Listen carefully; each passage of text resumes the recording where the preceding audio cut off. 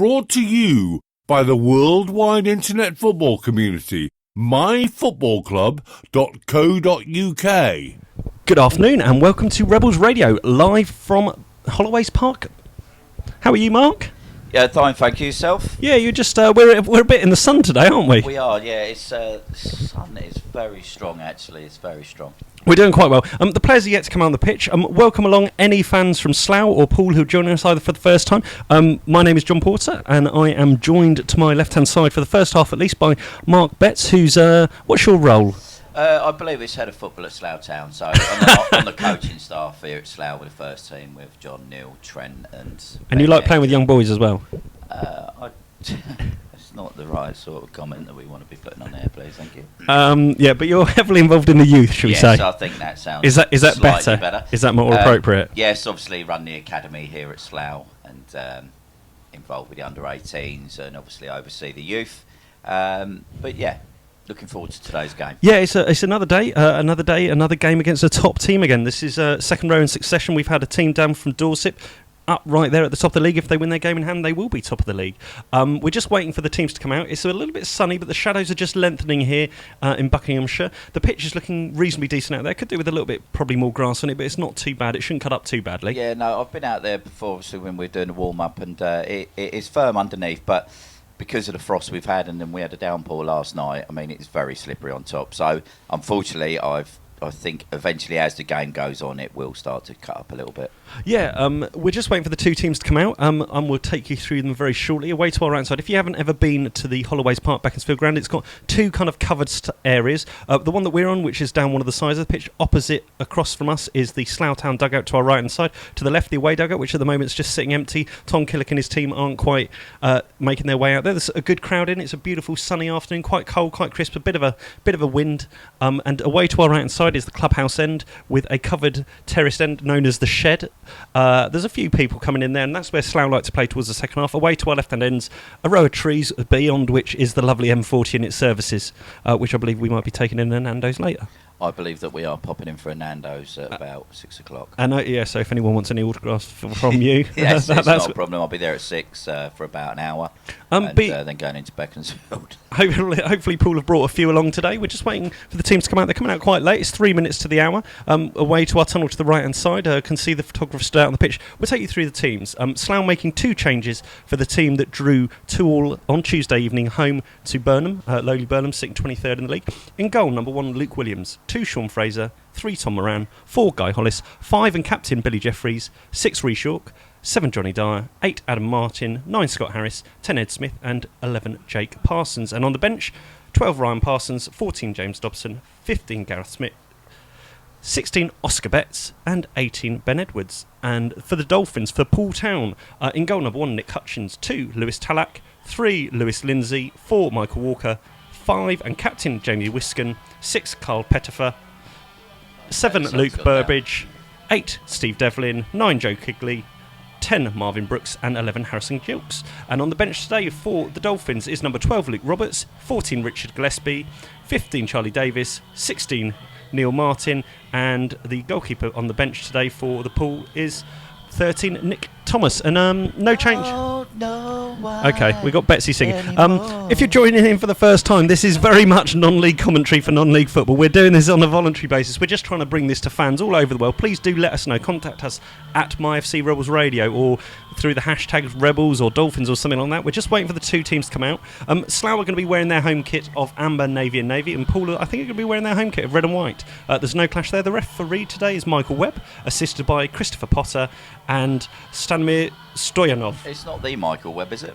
I don't think it is the Michael Webb, no. I believe it's not. So Slough making a few changes to their first team. I don't think captain Ryan... There's a captain's curse, isn't there, on that armband? 5 captains, and they've all got injured. Yeah. Bowser, then Clergy, then Ben Ed, then Adrian Sear, and now in the last game, Ryan Parsons. Yeah, and now we're down to Billy Jeffries. But I think that's... I think it's not a voodoo or anything that we've got going on here at Slough. I just think it's the way it is at the moment. Yeah, it's a little bit uncomfortable. Poole obviously had a bit of a dip in form recently. They've obviously started very strongly and extremely defensively tight, as Betsy's just standing up, just taking in the atmosphere.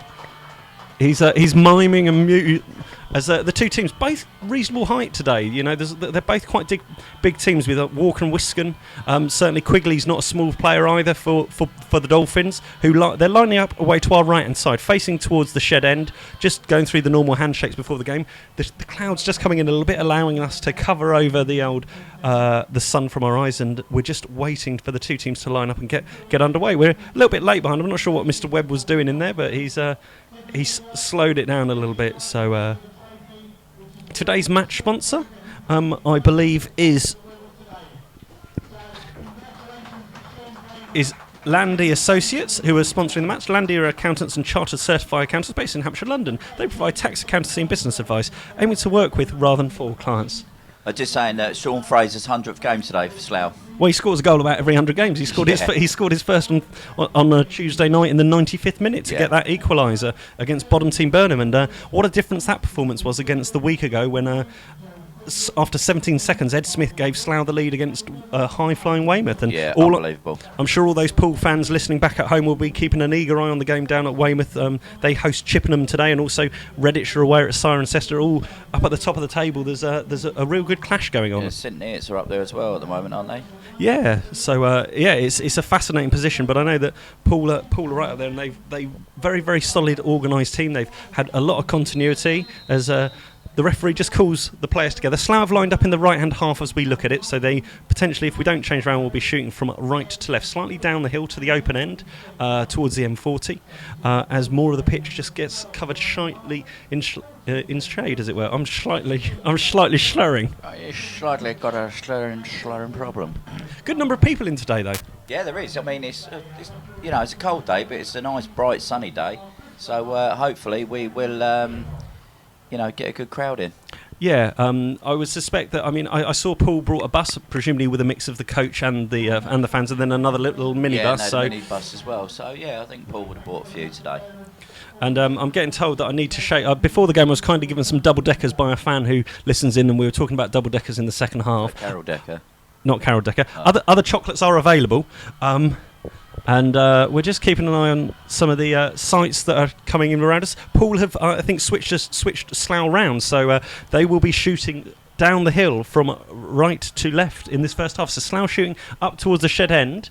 We can see Nick Hutchins away in a bright orange kit to our right hand side, just familiarising himself with the goal area. We're almost underway. We're both having to shield our eyes a little bit. It's a bit bright out there, isn't it, Betsy? Yeah, the sun's it's quite bright, and it seems to be dipping rather quickly, and it's sort of right at eye level. And there's the tall figure for the Slough for the Poole Town kickoff of the Quigley, and he's rather dominating over there. Carl Pettifer, who's obviously a much slighter character. We're off and underway immediately, and the ball's back in the left back position into Lewis Lindsay, who takes a touch, rolls it along the floor.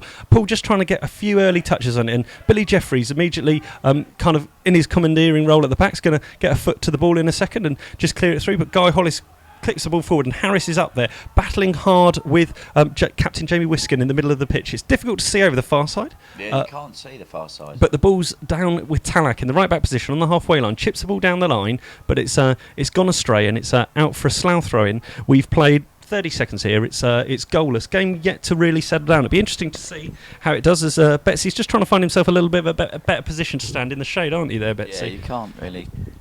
I think a pair of sunglasses wouldn't go amiss. As Tom Moran in the middle of midfield bends down, but the ball's hooked forward now, and it's first attack for Quigley up against Yorkie, who's clean shaven. I don't know what's happened to his chin, whether Nana's introduced him to a razor blade, but he actually looks 37 now rather than 47. He did. He looked like he was trying to get like Yetton or something like that last week, didn't he? When the two numbers, your favourite numbers, were combining. Johnny Dye's taking one on the back of the Swede there. Yeah, Johnny Dye just clashing with Walker there. It's going to be an interesting battle. It's funny to see Slough starting with three kind of out and out forwards, as Hutchins first touched the ball isn't his best. He sliced it out, and Slough have an attacking throw midway inside the Poole half on the right-hand flank. Yeah, it's very quiet. He's just retrieved the ball. Yeah, and Hollis with his long throw down the line in the direction of Harris, but flicked inside.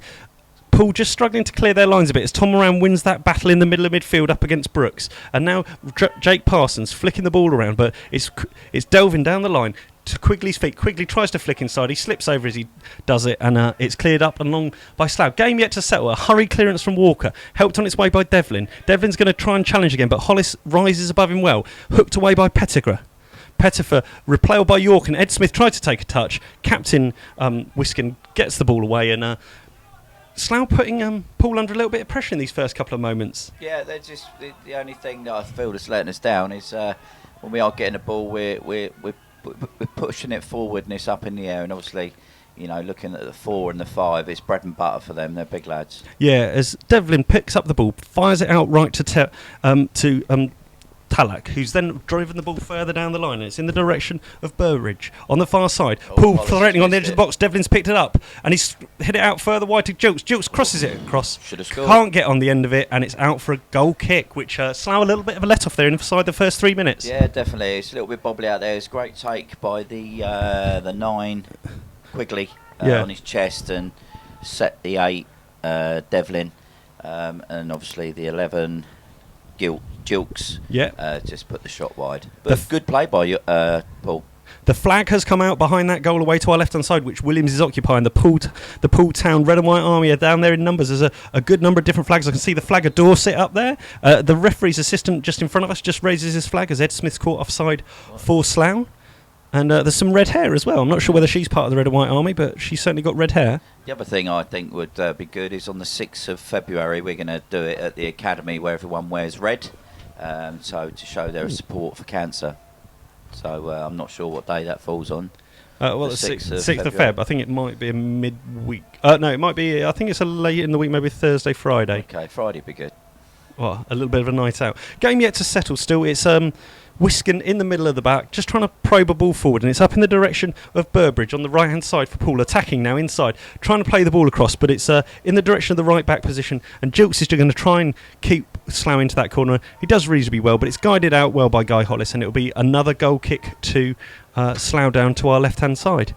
Poole just shading it, just coming into a little bit. Yeah, I mean, Poole are a good side. They're looking to get the ball down and play football, and that's what you expect from a team that's up there where they are. Yeah, this is only the 4th meeting between the teams, and I think to this point it's been on 4 different grounds as well, because Poole, similar to Slough, have really struggled to find a ground. They're at Tattenham at the moment, which is, if you've been there at all, almost like the edge of a school playing field, really. Yeah, it's a big old park as well. It's a big area, but it's not the sort of thing that they're going to be able to develop. He's turned him there. As the problems on here for Slough, as it dodgy potential decision, as it looked as if Marvin Brooks was going forward towards the edge of the box, and Sean Fraser, the left back for Slough, was laid out on the floor, and it seemed to make contact with his arm as he's laid down. I'm not sure what else he could have done about it, but strong appeals there from Poole. Slough may have got a referee's decision then. Yeah, I mean, it's like you say from here, but obviously the referee can see it. He's a lot closer than what we are, and he hasn't got the sun in his eyes. But Poole doing well. Lindsay going forward, playing it off the feet of Quigley, still attacking towards the edge of the box, right-footed, drives it, and it's just inches wide of the right upright. I thought the net was going to burst there. then. No, that was great play again. I mean, obviously that's the left back getting forward with his wrong foot there. Yeah, he went on his right foot, and it's a great strike. It's just shaded the post. And from our angle there, directly behind in line with that ball, it was a threat. So Poole have come out these blocks racing. They've obviously perhaps heard about what happened last week with Weymouth, and Weymouth kind of being rocked on their heels, and they've come out absolutely firing. Tom Killick said the right words. And once again, they're winning the 50-50s as the headers won in midfield, but Slough have the ball, and now it's just blasted upfield. It's going to be back with Talak, and Ed Smith left quite a high foot in there. That's the first real naughty challenge of the game. Is he going to just have a word? But as the ball bounced up, Talak kind of kicked the ball, and Ed Smith left a trailing foot in there, and he's just Michael Webb, first decision of the game really to make, and he's just, I think, asking him to calm down a little bit.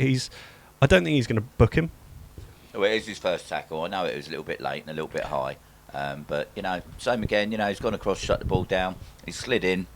I sort of blame the pitch there. You blame the pitch, okay.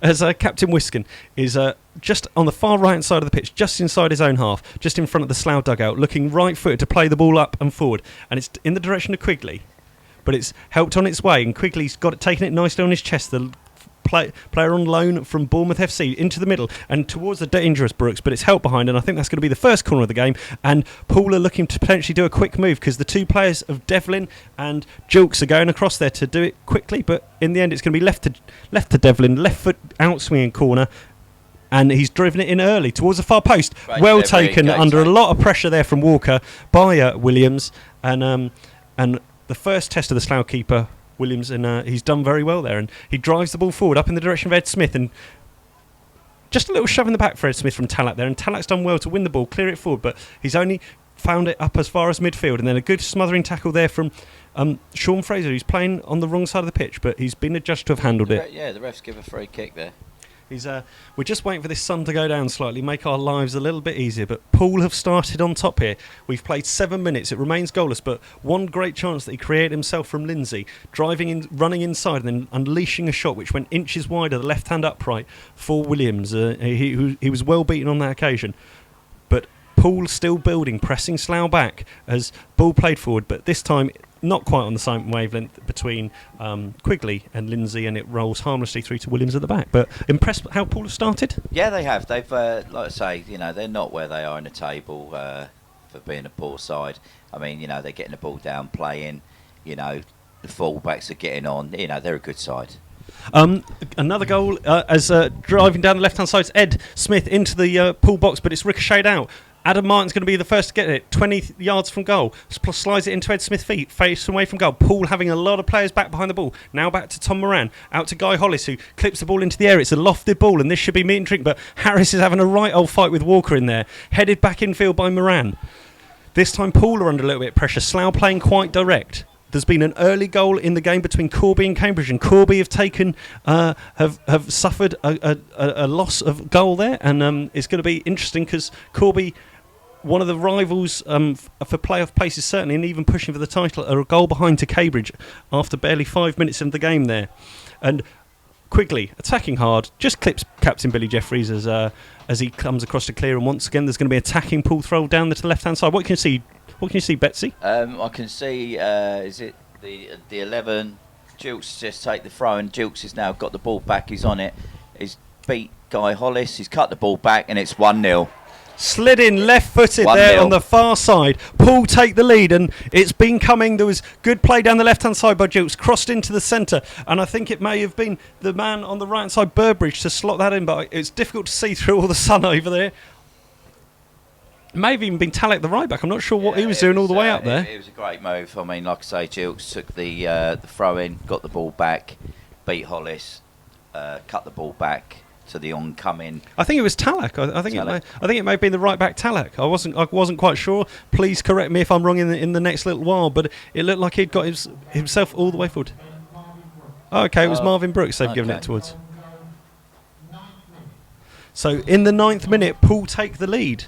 And I would say it's probably been deserved. On the first 10 minutes or so they've been playing the ball well, and they're not content now, and they're putting pressure on Slough. Driving forward is Brooks in the middle of the park, through to Quigley, and Quigley edge of the box for Slough, back to Brooks passing it to feet in the direction Offside. of Burbridge, but the referee's assistant flag was up, and they're going to go back for it, but Slough are going to have to come from behind it. Poole take the lead after 10 minutes. And I think it's probably been deserved, Betsy. Yeah, it has. Yeah, I mean, like I say, they've started the brightest. They're organised. When they've got the ball, they work hard for each other. And when they haven't got the ball, they get all the bodies behind the ball. And one of the problems potentially recently for Poole has been their lack of goal scoring up until the game against Chippenham on Tuesday, where they scored 3. They hadn't been finding the back of the net consistently, so it will please them, I'm sure, the Dolphins fans, wherever they may be, to quickly and early find the gap. As once again is Lindsay down the left-hand side attacking, plenty of space and time. He's driving in towards Jake Parsons, puts the ball into the box, and it's ricocheting around in the direction of Jokes, but cleared there by Slough, but only as far as Devlin. Slough under a little bit of pressure, and once again it's out with Lindsay. Lindsay up against Parsons, coming inside on his right foot, goes for the 1-2, but it's slightly overrun. Brooks will pick the ball. Jukes will pick the ball up now, and Jukes plays it in field. Nice little one-touch football back to Lindsay. Lindsay tries to cross it in. It's deflected behind by Fraser, and Poole are knocking on the door again. Yeah, I mean, the left back, he's lively, isn't he? He's up, down, and he wants the ball. He's great overlap, good left foot, good right foot. I mean, good player. Yes, so another corner which Devlin will take from the near side. All the big players are going forward. Walker and Wiskin, you can see on the edge of the box, just congregating there. Slough need to find some answers, and quickly, otherwise they could find this game out of reach before they even get going. As the ball's driven in, headed back and across, and Devlin might pick that up, but it's been awarded a goal kick. I think Walker then headed that ball off wide, and Williams in the Slough goal looking to try and quickly get play underway. I think the other thing as well is the wind is actually very strong. If you look at the Linos flag there, I mean, it is blowing, so, the wind is blowing down towards the end that Poole are shooting that. So they have a slight wind advantage, is what you're saying. Advantage, yeah. And Williams just decides that actually he's not going to take the kick from that side after much deliberation. Is not time wasting, I don't think, but he's stepped all the way across into the longer shadows on the far side. The whole players, you could almost throw a blanket over them as they're all in and around the centre of the pitch. Cultured ball by Devlin in the direction of Burbridge, but on it's cut out. And Slough have lost the ball, and once again it's Brooks attacking. And one corner then on the right side by Burbridge. And once again, Poole knocking on the door. This is their third corner in quick succession. And they look to do it short, but left for Devlin. And it's going to be an in-swinging corner. And the Red and White Army away to that goal to our left-hand side. Start to find their voices a little bit, trying to suck the ball in as Devlin whips it in towards the near post. And it's chested, I think, behind at the near post by Parsons. And Devlin will have another attempt. It hit with some venom, wasn't it? It was, yeah. I mean, I thought it'd come off him and gone in, to be honest with you. But, yeah, it's caught him straight in the midriff. And the Red Army making noises. It's flicked in and won by Jeffries at the near post, but it's out to the far post where Pettifer's got the ball, facing away from goal, clips it back inside, and Jilks will now have an opportunity. Holds the ball up, skins past Scott Harrison, driving into the box. He's driving towards the near post, flicks it across and just knocks off Sean Fraser and wide of the near post. Slough are absolutely sleeping at the moment. No, they're really, really napping. I mean, Jilks has just eased past two players there like they weren't there. But fantastic start here from Poole Town. They are certainly doing the business, as we say. And Pettifer and Devlin stood over the corner on this left-hand side. This must be the fifth corner within the first 13, 14 minutes. It's driven in and it's headed down and it's cleared off the line. But there's the referee's seen a foul. Seen a foul? Yeah, he's coming over the back of him there. And Walker just asking questions there, I think, of the referee, Mr. Michael Webb, as to what exactly he saw there. The sun continues to beat down in our eyes. It's nice, cool, clear day here, and the Red and White Army away to our left and so make some noise. Meanwhile, the Slough fans to the right-hand end haven't really had much to shout about as yet. No, they haven't. They've been very quiet. I mean, I think they need to maybe come alive a little bit and get behind the lads, you know. As Slough struggling to clear their lines or hold much possession, but the ball's flicked out left and will set Fraser on his way from Martin, just inside the Poole half, cuts inside, plays to the feet of Jake Parsons. Jake Parsons now driving forward on his right foot, looking to find some space, out on the left wing to Johnny Dyer. Johnny Dyer, a little bit of time and space, knocks the ball back to Tom Moran. Tom Moran across to Adam Martin. Slough playing sideways across the middle of the park. Poole happy to have players behind the ball to Jake Parsons. Jake Parsons flicks it on, but there's no one there. All the way through to Hutchins, who's quite quick and eager to pick that ball up and send the ball long in the direction of Quigley. And Quigley's underneath it, up against Rhys York, and Rhys York ducks under it. He's going to try and head the ball home. He heads it back to Williams, and Williams scampering across does pretty well to keep that ball from going for a corner. Yeah, it's quite good to hear the Slough fans coming alive there. Maybe they're listening, but yeah, keep that noise up. As Williams just bowls the ball out, waiting for a little spark to get Slough going at the moment. They seem content when they've got the ball, but they're not really proving any sort of a threat as yet. And Poole looked dangerous. A good ball played forward, and Scott Harris seemed to bully Walker off it. It was quite soft. It was more done on the pitch. The locals around us aren't very happy with that decision. And then there's a bit of pushing and shoving as Scott Harris gets involved, I think, with Walker there. Walker right over the top of him, and Walker's obviously an absolute... Yeah, he's a big lad. He's a brick outhouse, isn't he? Really, he's a big unit. Lad. Scott Harris was just giving him a little bit of an argy-bargy, and it was surprising that he kind of lent him off the ball and had Walker then appealing, which for such a big, strong fella, you'd perhaps expect him to hold his own there a little bit better. Yeah. But the referee, Mr. Michael Webb, was adjudging Harris to have fouled there, and he's just had a little bit of a word. Hutchins just now saying where exactly the kick's to be taken. He's quite a long way from goal. But I think that's what Slough may need to do a little bit. They may need to be competitive. They seem to be sleepy. They seem to be on their heels. And Poole are sharp. Poole are first to every second ball as the long ball's driven forward in the direction of Quigley. But well won by the clean-shaven Rhys York. But it's repelled back into Slough's danger area. And Billy Jeffries, captain for the day, has flicked the ball forward. And it's once again Walker up against Harris. And Harris is trying very hard to win that ball. And again, nothing doing there as the ball's slipped forward down to the left-hand flank. Slough under pressure. They can't clear their lines. I really can't see in that corner. Looks he's just been helped out. But yeah, I think it's going to be a good battle now between Harris and is it the lad Walker the big lump? Yeah.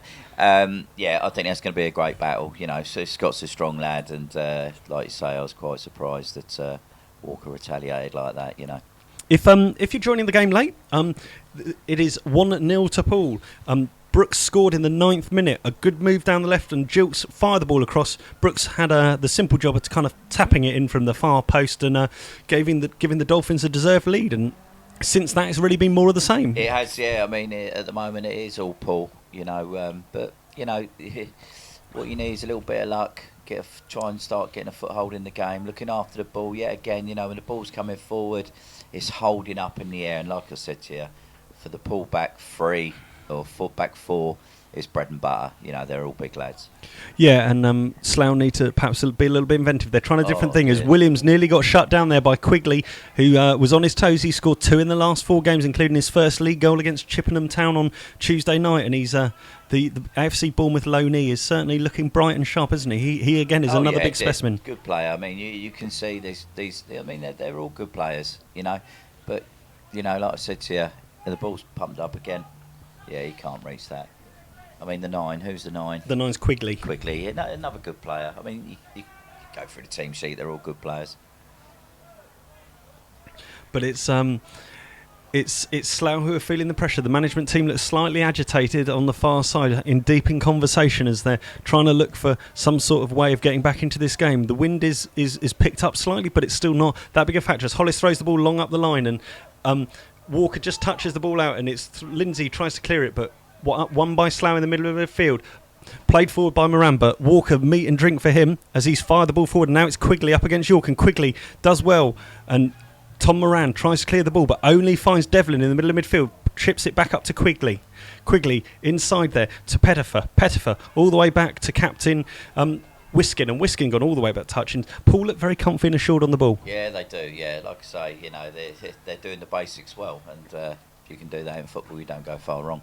Obviously, Poole having one of their famous ex-players, Charlie Austin, he's gone the whole way. He's talking about England's selection now. Yeah, unbelievable. Yeah, it's great to see that, and quite rightly so. The lad knows where the back of the net is. Barely any time ago he was here, and then obviously Swindon picked up on him and saw a potential talent in there, and then from there his star has just risen and risen and risen. And this season at QPR, he knows exactly where the back of the net is. And yeah, at QPR, I mean that comment, was it Queen's Park Raisins? I think was the Man United manager's comment, wasn't it, when he was being interviewed? Queen's Park Raisins, something like that.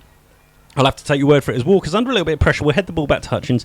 Ed Smith in attendance, but Hutchins does well. Bowls the ball out quickly to Lindsay, who's got a little bit of grass in front of him. Plays it right-footed forward, but not on the same wavelength at all as number 11, Harrison Jilks. And it's all the way through to Williams to retrieve down in that far corner. And last 5 or 6 minutes, I think the tempo Poole perhaps have eased off. Slough have perhaps come into a little bit more. It's a little bit more even. Yeah, it is, yeah. Hopefully we can start trying to get a foothold in this game, But like I say, that ball, when it goes up in the air, it's swirling, and, we just need to get the thing down and start playing. As once again, Lindsay wins the header from that free kick. Martin fires the ball long, but again, it's a little bit aimless. It's not well controlled, and it's happy for Poole. They're just going to have a simple throw. And as we've played 20 minutes of the first half, it remains Slough 0, Poole Town 1. Marvin Brooks with a slotted right foot goal in the 9th or 10th minute. If you do want to contact us at all, please do at MyFC Rebels Radio. Let us know where you're listening, what you're thinking, if there's any questions or any other information you want. As Slough under pressure again by Poole at the back, and Jeffrey's hurried into a clearance, and Poole's still knocking the door and asking questions. It's bouncing around. No one can get a foot on it in the middle of midfield. Martin tries to play a short 1-2, picks the ball up, but he's misdirected that pass. But Scott Harris there, battling up against Pettifer's, done well, picked up the ball, running directly at the captain, Wiskin, but Wiskin does well, comes away with the ball, plays it off Brooks, and sets Poole on their way again down the left-hand side. And that man, Lindsay's had a great first 20 minutes or so, but even he can't reach that. And the locals are getting a little bit restless, aren't they? Yeah, they're getting a little bit irate down there in the stands. As that's a poor decision, I think, by the referee to award Ed Smith and Slough a throw in there, because it quite clearly took the last touch of him, as Wiskin did well. But Slough now attacking. They've got a huge number of there's 9 outfield players all behind the ball for Poole Town as the ball's driven down to the left. Ed Smith in the edge of the box, pursued there by Wiskin. Back to back to Jake Parsons. He can't control it on that far side, and Slough just not doing the simple basics well. Yeah, no, they're not. It's getting, a few of the lads getting a little bit frustrated. They just need to pick each other up, dust each other down, and just get the belief going where they keep things simple. And as we mentioned earlier in the game, the curse of the captain's armband. It is difficult, especially when you lose 5 captains, 5 leaders to injuries over time. And out of today's side, you've got obviously Ryan Parsons was the captain of the last game on Tuesday. He limped off with a hamstring injury. Before that, you've had Ben Edwards, Adrian Sear, Jamie McClurg, and then obviously Adam Fowler, a little bit more of a long-term one. But you're missing a lot of leadership out there. Harrison Smith trying to combine up front in the last third for Slough. They're doing quite well. Ed Smith doing well to hold up the ball. Drives it out left to Sean Fraser, who cuts back on his right foot, flicks the ball into the corner. Jake Parsons is onside, and he's going to look to attack towards the edge of the box. Chips it across. Easy meet and drink for Wiskin. Edge of the box to Tom Moran. He'll pull the trigger, but he'd be better off not having done that as he's fired it high and wide. Ball's ended up on the Poole coach. But at least the Slough fans away to that end behind to our right-hand side have come a little bit again more into voice now. Yeah. As we are midway through this first half. Slough 0, Poole Town 1. Poole taking a deserved lead in the first 10 minutes from good work down the left-hand side by Gilks. Crosses it across, and Marvin Brooks was on hand to put it away. But Slough at that stage were under an awful lot of pressure. Poole came out, the blocks firing, and we're putting in a lot of pressure. Quigley's been doing well, Lindsay's been doing well, and the referee's just encouraging, I think, Hutchins to get on with it. I think what it was, the goalkeepers said that the ball's flat, rolled it across to the one of the officials, and he's agreed and thrown the ball out of play. Now it's a new ball just come back on. New balls as new balls, please. As we just wait for Hutchinson to get the ball back on the way, and it's up in the middle. Well won there by Adam Martin, but hooked away again by Walker, who doesn't seem to let anything pass. And then soft free kick there against Tom Moran in the middle as Brooks just got ahead of him to the ball, but they collided, and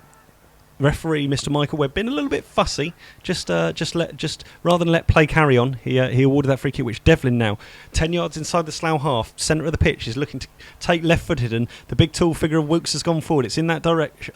Walker's gone forward. It's in that direction. Brooks ducks underneath it, and Slough will now look to come away with the ball, but they haven't got many players forward. As Ed Smith does well to keep possession of the ball, but then softly gives it away in the middle of midfield, and Walker coming back does well. Wins the ball back for Poole, and it's really difficult to see over that far side. It's the sun, honestly. I know we're moaning about it, but we'd be moaning if the sun wasn't out. But I think they've just got another free kick there. Slough, concede another free kick in the middle of the park. It's plenty of kicks being conceded by Slough early on, and the referee is just, I think, irking some of the locals there. He's not their favourite. Once again, it's going to be Devlin, left-footed, slightly further inside the Slough half, just to the right-hand side, and the big tall figure of Walker at the back post has gone forward, as is Quigley in the middle of the pitch, and Brooks is over there as well, and it's going to be fired in the direction of Brooks, and tipped over. Great acrobatic save there at his near post by Williams, who tipped the ball over from Brooks. Yeah, good save, very good save. And Brooks isn't the tallest of the players, so perhaps that was a little bit of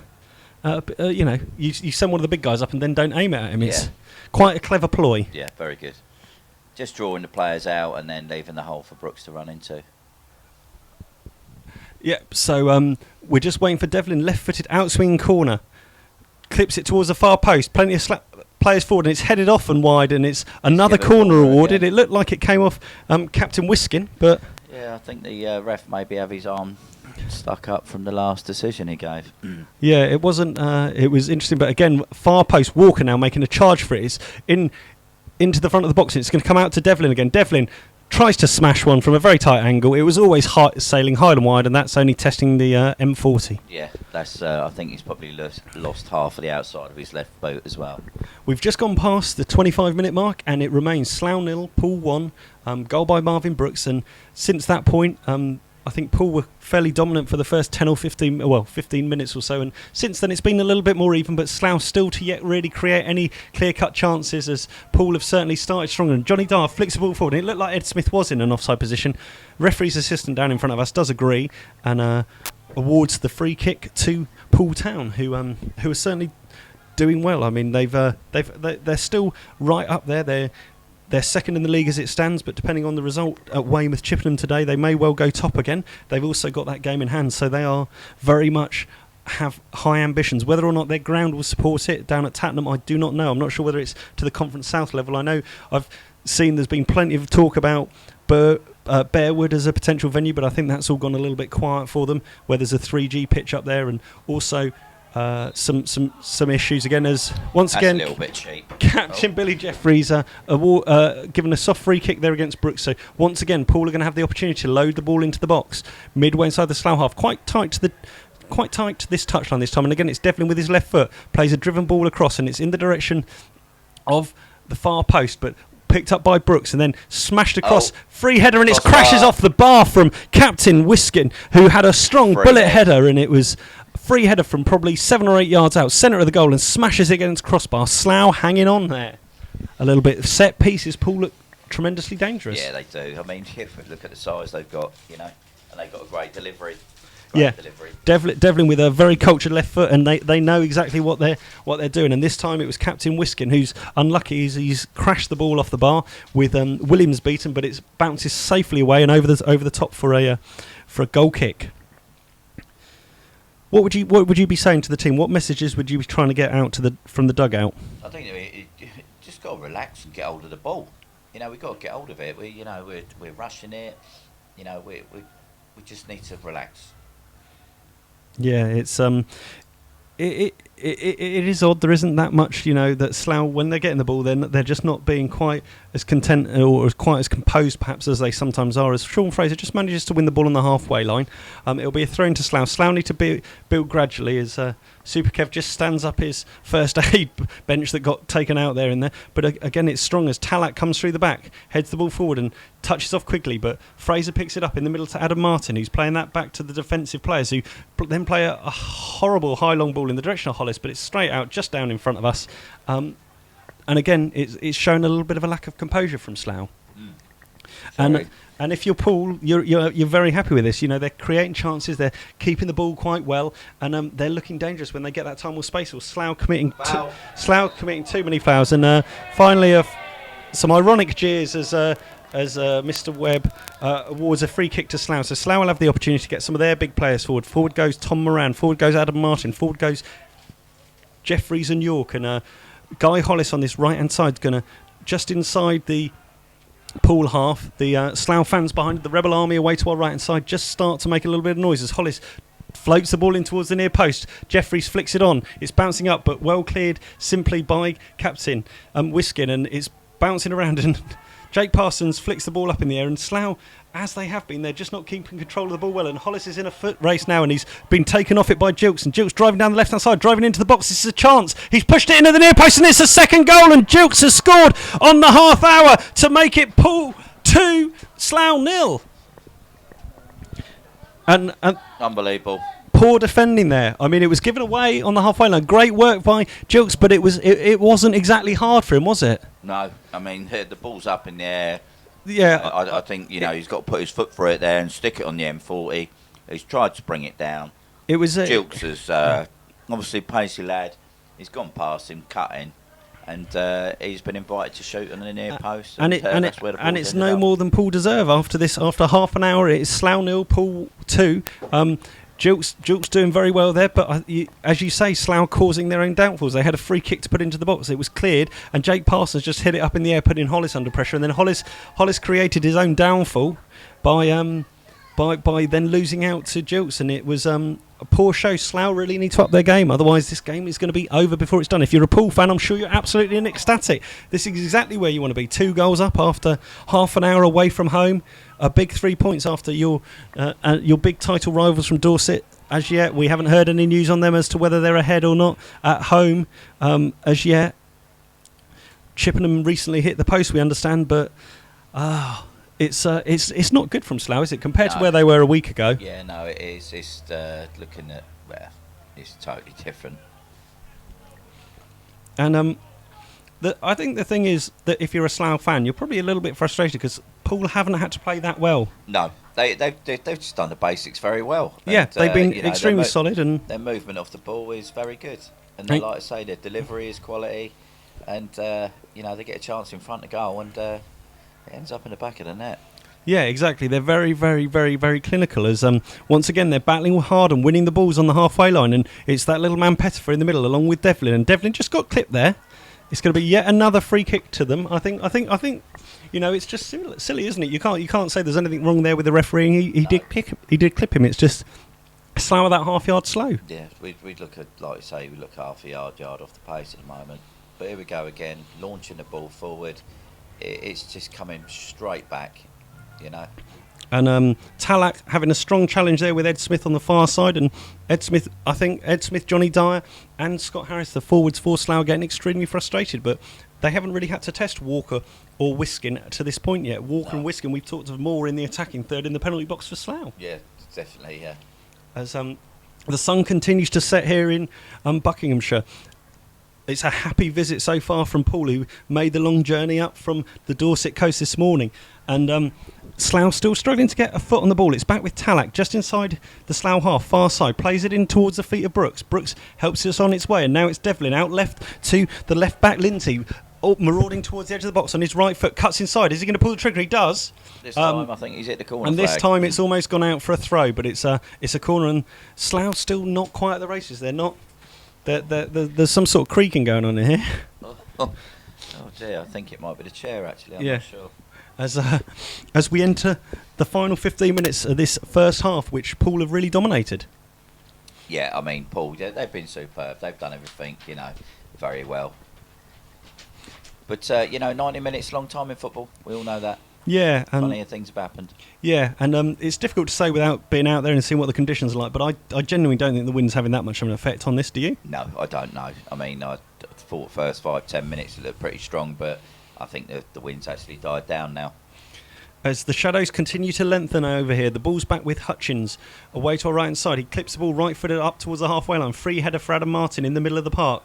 Out to Jake Parsons on the centre circle. Starts to drive forward, but there isn't an awful lot of options from him in a yellow and blue shirt. So he's cut back, and then it's a long, misguided ball forward from Billy Jeffries at the back, and once again it's straight out of play. Yep. Unfortunately, we're making all the wrong decisions at the moment, but that happens, and we get them in at half time, and I'm sure John and Neil are getting their ear rolls a bit, tell them to calm down, and give them some info of what they expect them to do. Yeah, so I think for that goal scored by Jukes as well, it looked from this angle as if it was a gift. It was a little bit of gift even from the keeper. Williams seemed to offer him and show him a lot of the near post from this angle. Exactly. It was, so. And I know he's a young keeper finding his game as the ball just bobbled there does Lindsay no favours, and he just slips over on his bottom, and it's a long throw which will allow Slough to get the ball into the box for the first time really from a long throw, and it's up in the direction, but that's easy meet and drink for Lindsay at the near post, but it's helped on its way by Pettifer. And now Slough picking up the ball on the halfway line, and once again not clearing their lines very well as Hollis hooks the ball up in the air. It's going to smash down just to our right hand side, and Poole very, very comfortable as we go into the final 10 minutes of the first half. In all fairness there to Guy, pretty similar to how the second Weymouth goal come about, but this time he's just put his foot for it and stuck it out for a throw-in. But disappointing as Slough really haven't settled into this game at all. They haven't been let by Poole. I think it's to Poole's credit that they're playing well, but I'm sure Poole expected a tougher challenge as Tallack's breaking down the right-hand side into the Slough half. Stops the ball. Hooks it, but then gives the ball away, but it's then once again picked up second ball by Pettifer. Pettifer battling hard, wins it with Tallack, and Tallack on that far side tries to keep it in, and it's chipped up the line by Pettifer, and it's just out for a Slough throw. But Poole not really being stretched. You feel feel they're cruising. You feel they've got more gears if they need them. Yeah, I think if they need to go up a notch, I'm sure they will. But hopefully, like I say, in football, 90 minutes is a long time, but there's definitely a few things that need to be said at half time. Yeah, I think there's going to be a few words exchanged, I would say, in the dressing room at half time. Just trying to keep an eye on some of the other scores. It looks like Corby may have equalised at home to Cambridge City. In another game, Weymouth, we haven't as yet seen a score, and if you do hear of anything, please do let us know at MyFC Rebels Radio. Someone just letting us know that Billy Jeffries also captain Hampton and Richmond before he joined this club, which we know he was the club captain when the manager changed, and that was part of the reason I think that Billy actually left and joined this club I think if the old regime had stayed, I think Billy would have probably still remained there as captain.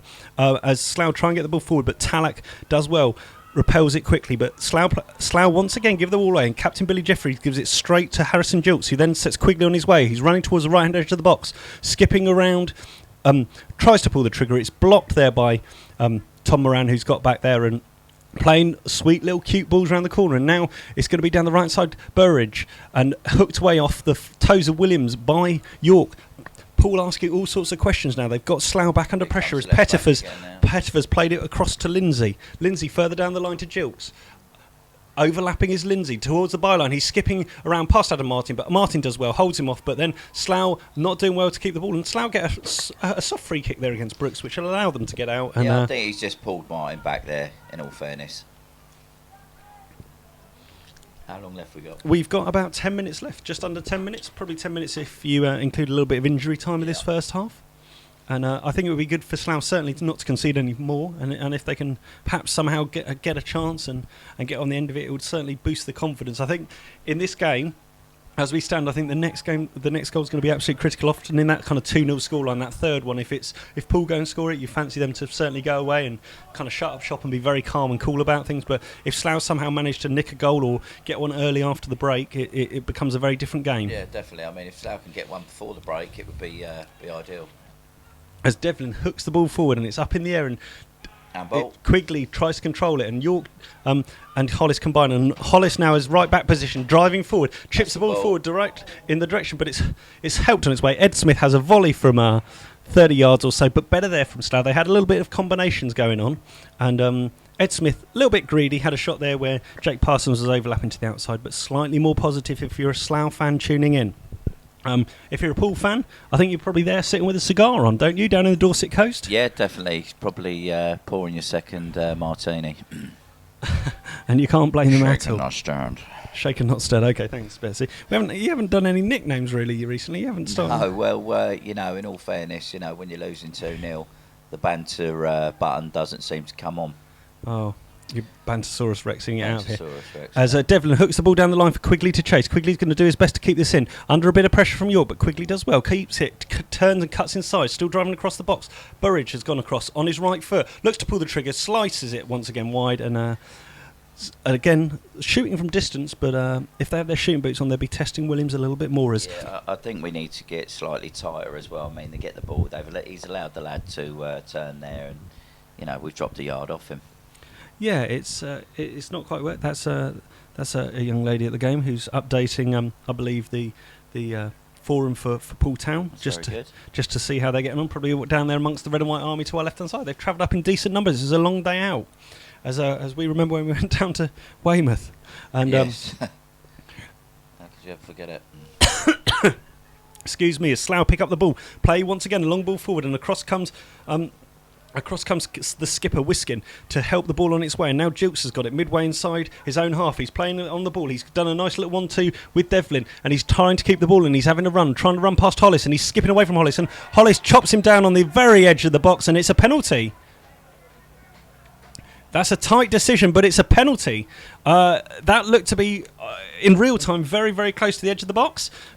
But I can't believe that, and I think he's going to book him for it as well. I mean, that's absolutely ludicrous. But Jilks was ghosting away from Hollis, who isn't a snail by any mean, and it looked like he just challenged and clipped him just outside the box. It was hard to tell, certainly on the white watch. I think what Hollis trying to say is actually showing the ref the big chunk of turf that's missing that's clearly outside of the box. So he's showing where the turf was, and Adam Martin's showing where the turf was, and they're all saying that the turf was definitely outside the box. Almost a bit like in clay tennis when they show where exactly the bounce of the ball was. That turf does look to be outside the box, but it doesn't matter. The only thing that matters is Michael Webb, the referee, thinks it was inside the box, and so now it's a penalty for Poole Town. Poole on the brink of taking a 3-goal lead in the 41st minute here at Holloway's Park, and one would feel that if they do score this, then this could pretty much be game over. It looks like it's going to be that little man Devlin with it, left-footed, places the ball on the spot just on the toes of the referee Michael Webb, and it's going to be Devlin against Williams. Devlin left-footed, 5-place run-up, runs up, smashes it to the left-hand side, puts it away, and that is Poole 3, Slough 0.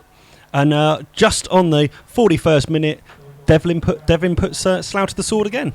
This is almost like last week, but obviously when Slough were beating Weymouth, you look at the minutes of the goals. I mean, I know they didn't get a very quick first goal, but it's very similar to the game last week. And there's trouble here for one of the Slough players. I think it's Adam Martin's going to be cautioned, just for overcompensating, talking about to Michael Webb about that exact decision of the location of that challenge for the penalty. It certainly was touch and go. The match is being videoed, so it may give a greater clue. But to be honest, if you're Hollis, should you be putting that challenge in from there? Yeah, well, he's clever, Jilks, and he's waiting. He knows the tackle's coming. He's just towed it past him and got his body across Guy, and over he's gone. And Poole will be absolutely happy. Their half-time tea will taste that little bit sweeter at the moment, as they are firmly in control here at Holloway's Park, leading by 3-0, and really without probably having to get that much out of second gear, you'd have to say. No, they're cruising, absolutely cruising. And Slough just haven't turned up today. As much as Poole have been solid and decent, there's going to be plenty to say in that Slough dressing room at half-time, as Slough battling away hard. They're not giving up, as Talek just caught that ball slightly wrongly, and it's going to be a throw into Slough on the far left-hand side, quickly taken by Dyer to Parsons. Parsons holding the ball up, trying to run down the line, but he's only run it straight out of play, and that kind of sums up the Slough first half effort, really, doesn't it? It does, yeah. I mean, obviously, like you say, half-time approaching now. I think John and Ade will be eager to get them in. We'd have been happy to go in 2-0, 3-0's different story. It's a high foot. It's a very high foot. Ed gets up, he doesn't make a meal of it. The four's gone straight through the back of him. Yeah. And taken half his ginger beard off. Yeah, so Walker's foot was very high. It will give Slough perhaps one final opportunity in this first half as we go into the last couple of minutes of the first 45. Jake Parsons stood over this ball right-footed, probably 35 yards from goal. It won't be a direct shot. Plenty of big players going in, but Slough need to get back into this game, and need to get back into this game now, really, don't they? Yeah, definitely. I mean, we need something here. A little bit of magic, a little bit of luck.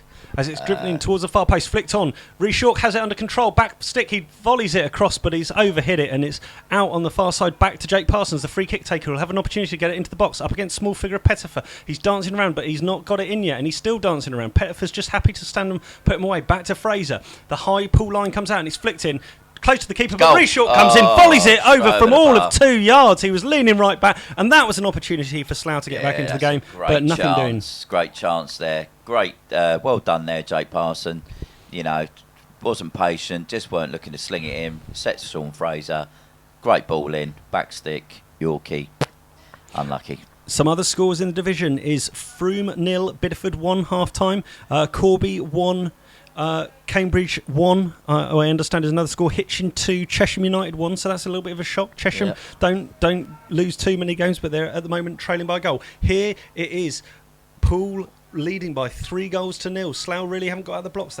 They're not doing the basics they should be doing well, and I think it's partly due to the way that Poole are hurrying them, harassing them, and winning those 50-50 balls, but the shadows now cover the entire pitch as we go into the final few seconds of this first half. I don't think either trainer's particularly been on. As Slough are on the retreat here, keeping possession of the ball, and Billy Jeffries plays it all the way across field to centre-back partner Rees-York, 20 yards inside his own half, and he's going to have to hurry with his touch. Plays it to Guy Hollis, who steps over the ball, and that is the first half whistle. Goodbye, Betsy. Yep, See you later. Hopefully for better news.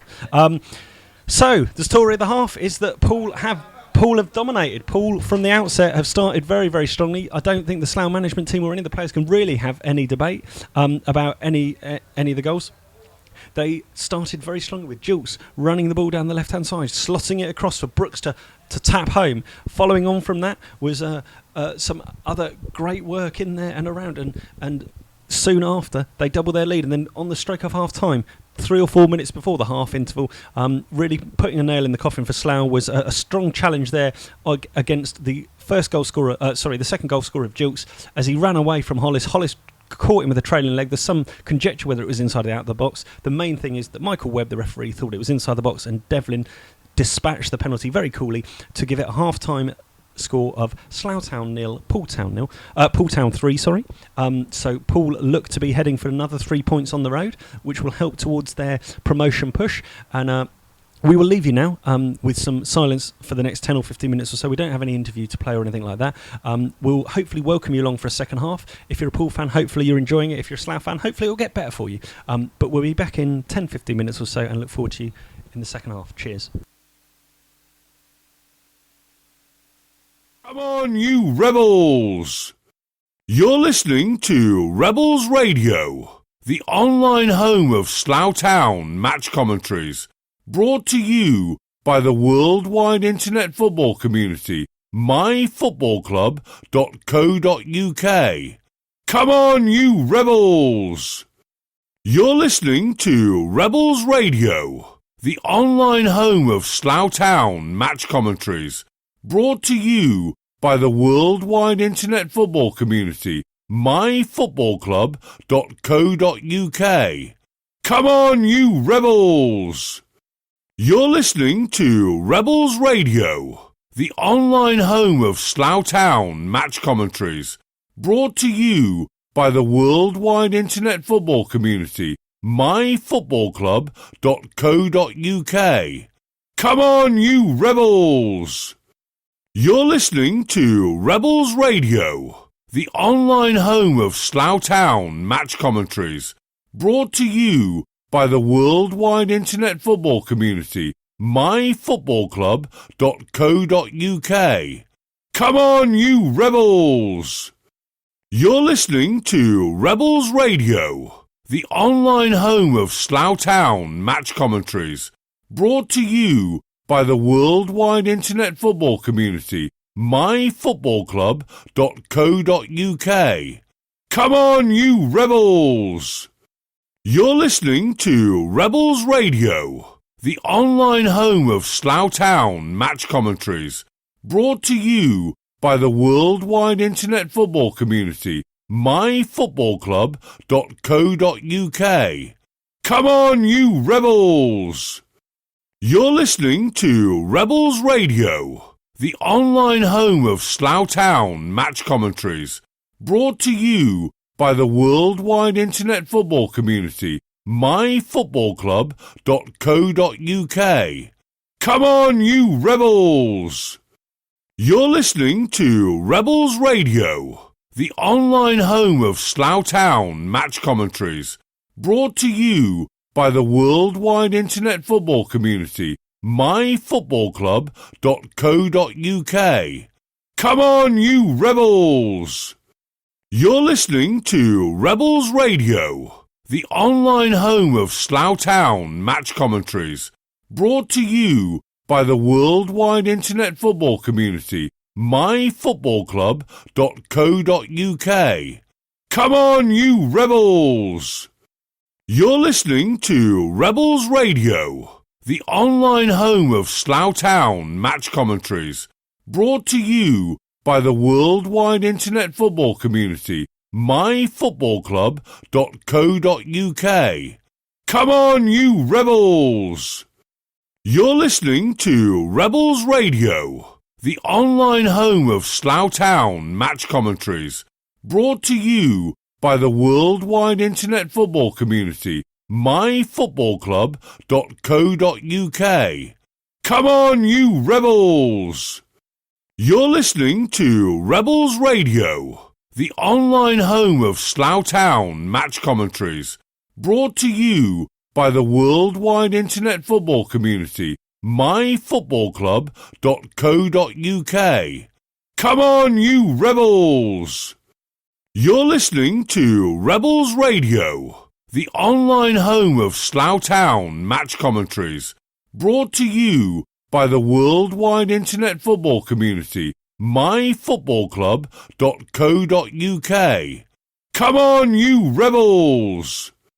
You're listening to Rebels Radio, the online home of Slough Town match commentaries, brought to you by the worldwide internet football community, MyFootballClub.co.uk. Come on, you rebels!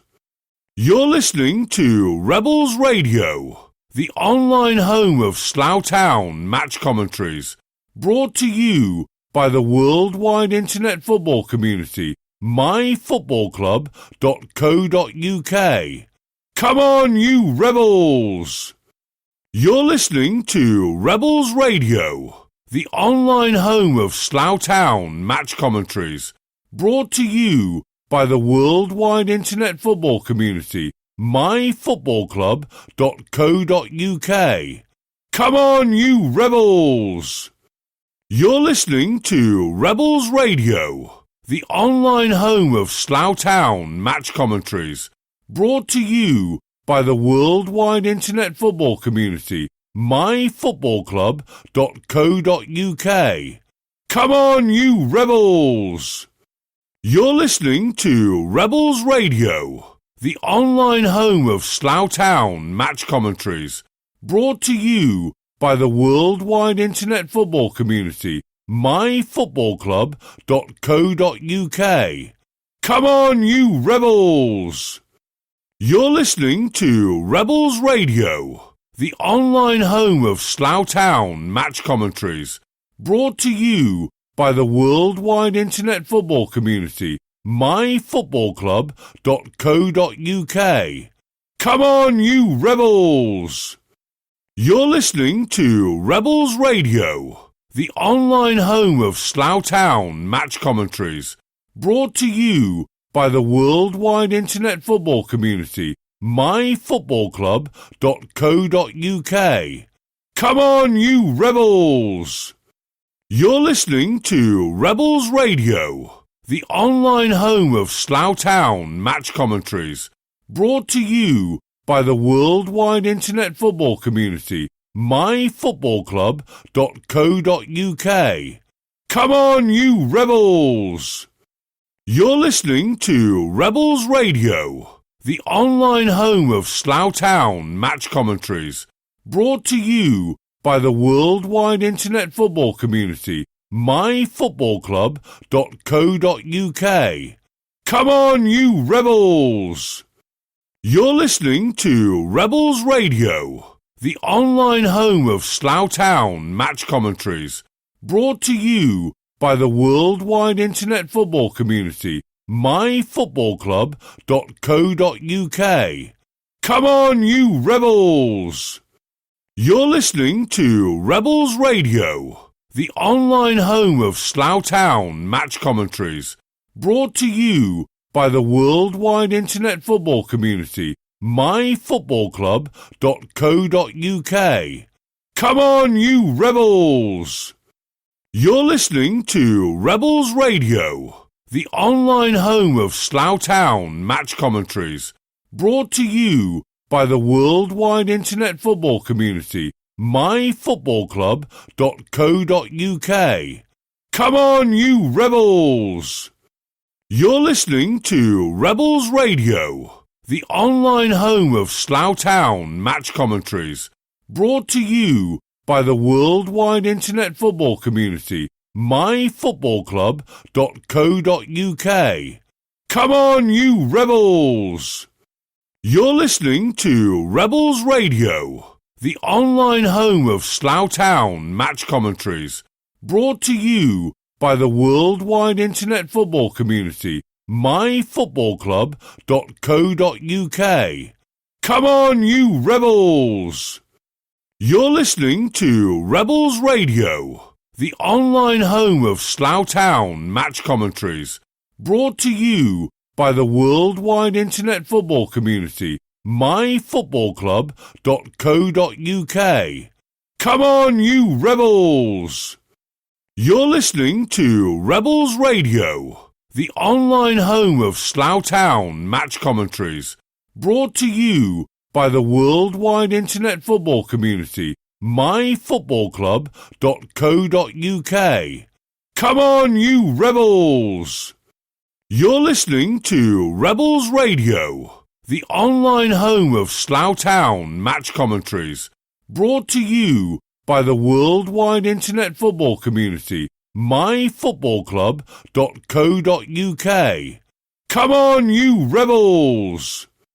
You're listening to Rebels Radio, the online home of Slough Town match commentaries, brought to you by the worldwide internet football community, MyFootballClub.co.uk. Come on, you rebels! You're listening to Rebels Radio, the online home of Slough Town match commentaries, brought to you by the worldwide internet football community, MyFootballClub.co.uk. Come on, you rebels! You're listening to Rebels Radio, the online home of Slough Town match commentaries, brought to you by the worldwide internet football community, MyFootballClub.co.uk. Come on, you rebels! You're listening to Rebels Radio, the online home of Slough Town match commentaries, brought to you by the worldwide internet football community, MyFootballClub.co.uk. Come on, you rebels! You're listening to Rebels Radio, the online home of Slough Town match commentaries, brought to you by the worldwide internet football community, MyFootballClub.co.uk. Come on, you rebels! You're listening. Welcome back to live commentary of the Southern Premier League fixture between Slough Town and Poole Town. It's half-time here at Holloway's Park in Buckinghamshire. The score is Slough Town 0, Poole Town 3.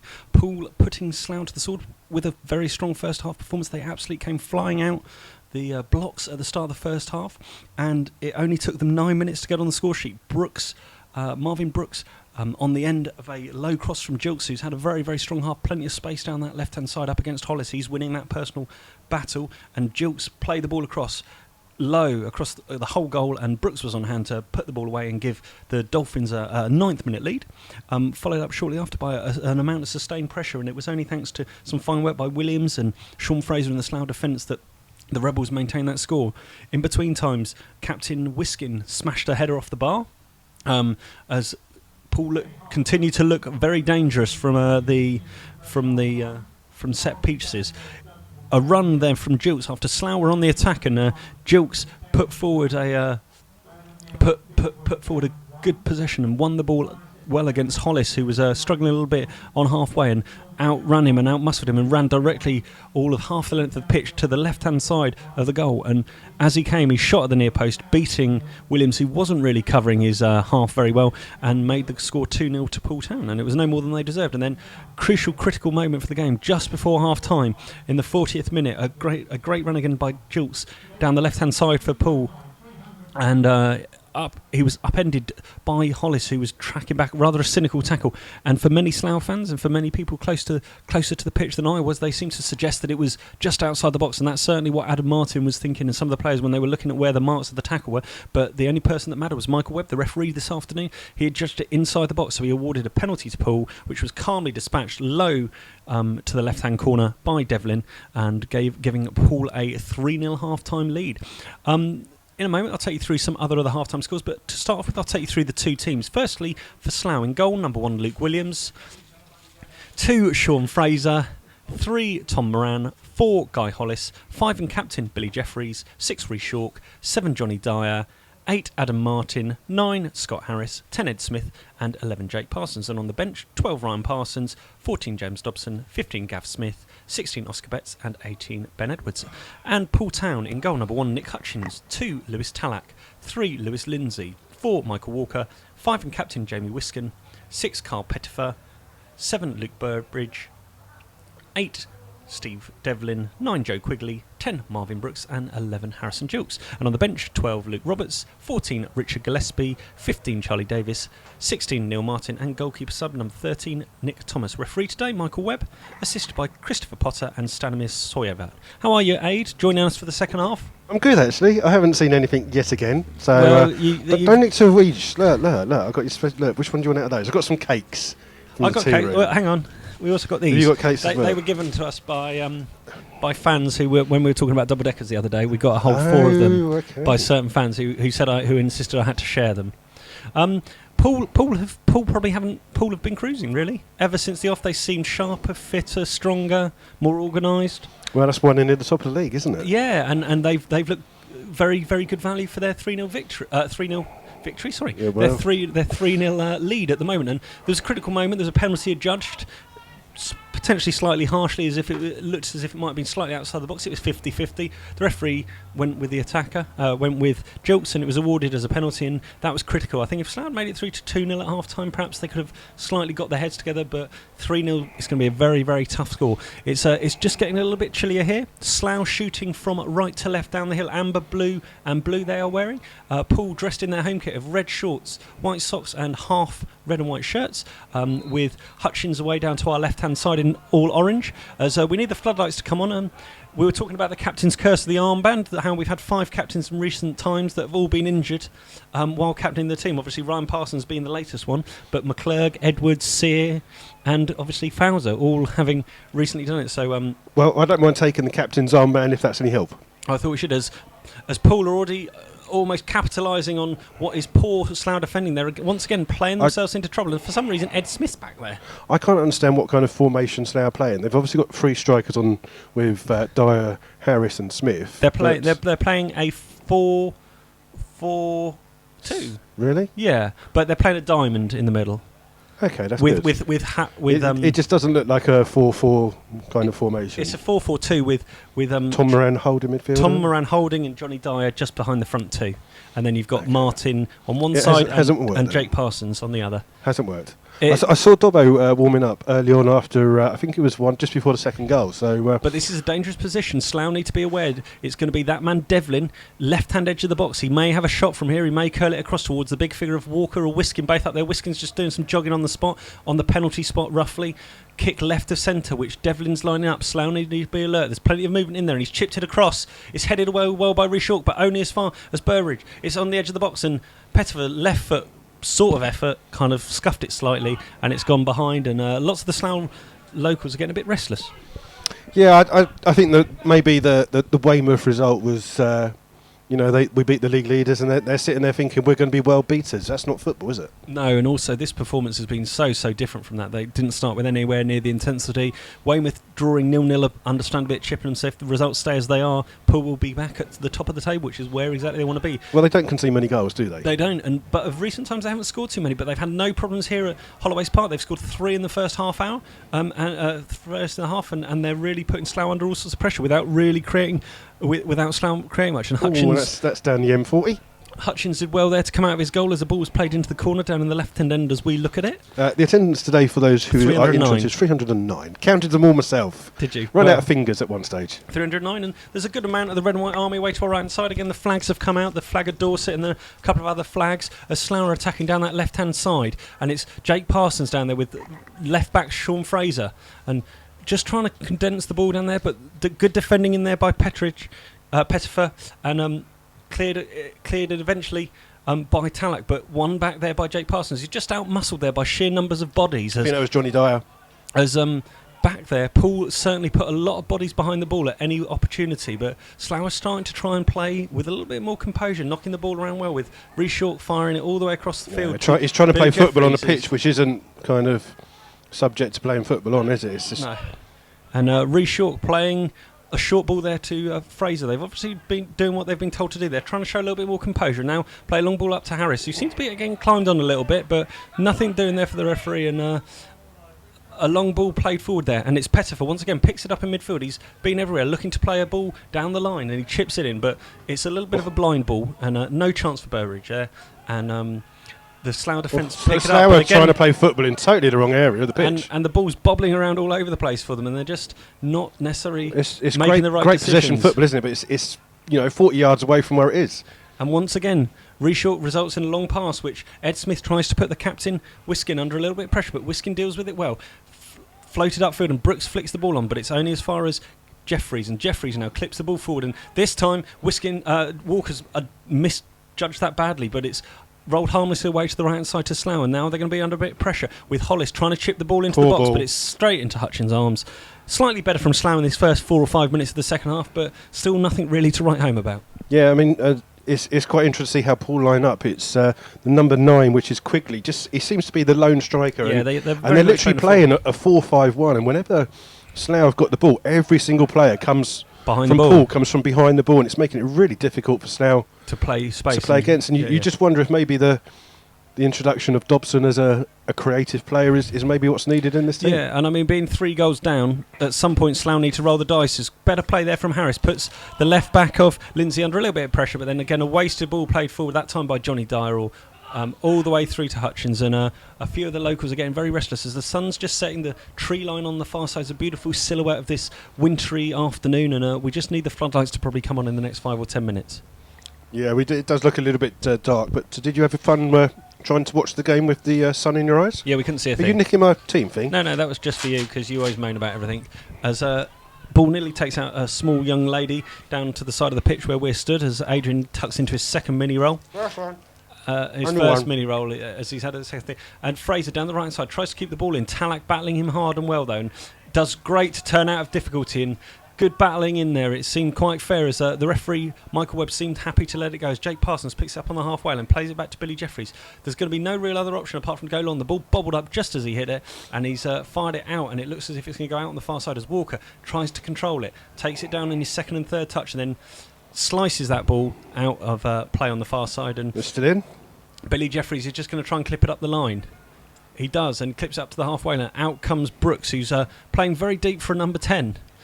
Back in there, and it just shows how they do get back behind the ball quickly. Quick throw by Guy Hollis, but it's meat and drink, isn't it, for the two centre backs for Poole? Yeah, Walker and Wiskin haven't really been troubled at all, apart from one set piece where York should have perhaps got on the end of it and done better. And the referee's seen an imaginary free kick there. Slough were just air kicking the ball, and the referee seems to have given a free. I think he's feeling sorry for the Rebels today. And Quigley on loan from AFC Bournemouth is certainly decent up front by himself, as has Jilts as well. I think Jilts has proved on the left-hand wing that he's got pace to burn. Well, I mean, Quigley's the furthest forward player out of all the team. All Slough are attacking, and they've just lost the ball, and they've stopped, and Quigley's the outlet, isn't he? Mm-hmm. You enjoy your chocolate mini roll. Because the ball's out with 11 is Jake Parsons today, isn't it? Yeah. He keeps swapping his number. And ball's lost, and it's going to be a throw-in for Slough, just by the home dugout there. No sign of any substitutes coming up at the moment. In fact, it's Poole that seem to be warming some players up. Or is that Dobbo in the corner trying to push the ball over? No. No? No. Okay. So you're not missing much. It's dark and Floodlights cold. need to be turned on. That's about the 15th time you've said that. Yeah. Why don't you go and go around and I turn it thought on? you were going to do that before you came round. No. As Slough have a long throw, the fans away to our left-hand side. Just try and encourage them a little bit, as it's all gone a little bit flat here. I think the game needs to burst into life, but Hollis looking for a long throw. Up goes Tom Moran from the back. Yeah, but Slough just got to be careful. They've only left one at the back. Fraser is marking quickly. And it's fired in. It's headed back by Moran at the near post, and he's going to get a second opportunity. Tries to head it back to Hollis, but it's been shut down by Devlin Well. Tries to drive the ball across. It's cleared by Poole, but only as far as the edge of the box. Helped back in, and it's flicked on, but it was offside anyway, and headed over as he was falling over by Scott Harris. Wasn't it? Yeah. It may have been Ed Smith that was offside, but slightly more encouraging for Slough. They seem to have a bit more battle and fire in their bellies, as you expect after probably a half-time dressing down. Was the first half that bad, or was it just that Poole were a better team? I think it was a mixture. Slough certainly didn't perform anywhere near their level. They couldn't pass the ball 5 yards very well to each other. They were giving it away cheaply. They weren't marking tightly. There was a lot of stuff going on. As it wasn't positive from Slough, but it's equally Poole weren't really challenged. As I say, Poole were at a canter and still not really having to do that much. As Johnny Dyer seemed to try and win a corner on the far side, he clips the ball off Walker, but it comes back to himself. And now on that far side, it's Jake Parsons, far right hand corner, up against Lindsay. He's trying lost to clear the ball well, and it's flicked away. But a long thrown opportunity again for Slough, and they need to perhaps make one of these. Yeah, and again, it's the same thing forward. York and Moran and Billy Jeffries running forwards, and again, it's Sean Fraser picking up Quigley. They need to. Got to be careful. There's two Slough players go for the same ball. It's hooked and up in this the is air. the danger. But I don't think Quigley's potentially the sort of player that will run that far all by himself. But oh, he really? may let it off by himself. It's 2 against the goalkeeper. 2 against. If they don't score this, it's a major. As that was a great what challenge terrible play. Quigley's run straight into the keeper as he was 1-on-1 or even 2-on-1. Fraser did very, very well and got back just in time to put a challenge in him, but it showed... Adam Martin's just given a free kick away on the number 10 Brooks. He's already been booked. He needs to watch himself. He was free on goal. All he had to do was wait for Luke Williams to come out, and I think it was Burbridge who was up with him. All he had to do was knock it to the side of him, and Poole would have been 4-0 up. All of a sudden, in another game that's key in that kind of promotion or playoff fight, Corby take a winning 3-1 at home against Cambridge City. They've turned it around in the first 10 minutes or so of their second half here. We've played nearly 10 minutes of the second half here at Holloway's. It remains Slough 0, Poole 0, Poole 3. Poole could have got their fourth there quite easily as Slough having to throw the dice a little bit, and Quigley was through 1-on-1 from all of the halfway line, but couldn't finish. And ball given away by Adam Martin. No, he's lucky that it's fallen to Fraser. Blasted at Johnny Dar, and Johnny Dar tries to help it back to Fraser, and Fraser now up against Pettifer, but Pettifer does well, comes in, cuts the ball out, and Ade goes to his next chocolate bar of selection, and Johnny Dar has the ball on his thigh, facing towards his own goal, back to Tom Moran. Tom Moran looking forward, looking for an option to play a simple pass, not playing too long a ball, but he plays it, it bounces up, it hits the hand of Captain Wiskin, and the referee didn't judge that as a handball, so Tom Moran again got a little bit of time in the midfield. Poole happy to let Slough play in front of them. Tom Moran now trying to push forward into the lines of Poole defenders, but he just smashes it straight off the face of Devlin. Devlin hooks the ball forward, and now it looks like it's going to be the right midfielder, Burberry, having a run at Martin, clipped inside Fraser's to Brooke. way out of position, Brooke, isn't he? edge of the box, further left to Quigley. Quigley's Offside. offside. That's a lazy, stupid bit of play there by Quigley, because he was the furthest man. He was looking all the way across the line, and he still got himself in an offside position. And Slough are just, I think maybe Poole are allowing Moran to have the ball, and they're not closing him down because they know that he hasn't got the creativity to do anything dangerous with it. And that's a lot like if you watch the Cambridge Manchester United game last night. Cambridge let Phil Jones have the ball whenever they wanted because he couldn't do anything with it. He just ran and then played a long ball through, and that's exactly what's happening today against Poole.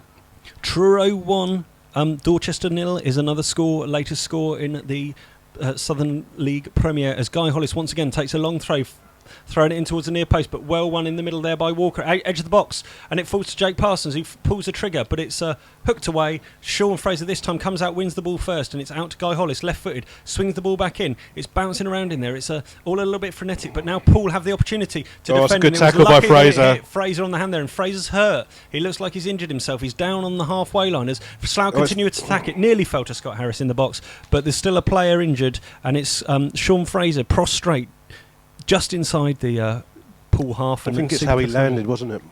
Sorry. Yeah, he looked to twist around a little bit awkwardly there, and he's just been accomplished. It'd be interesting to see who they come on, because obviously Ryan Parsons, normal left back, didn't pass the fitness test, and Adrian's desperately trying to use a computer. This is quite amusing to watch.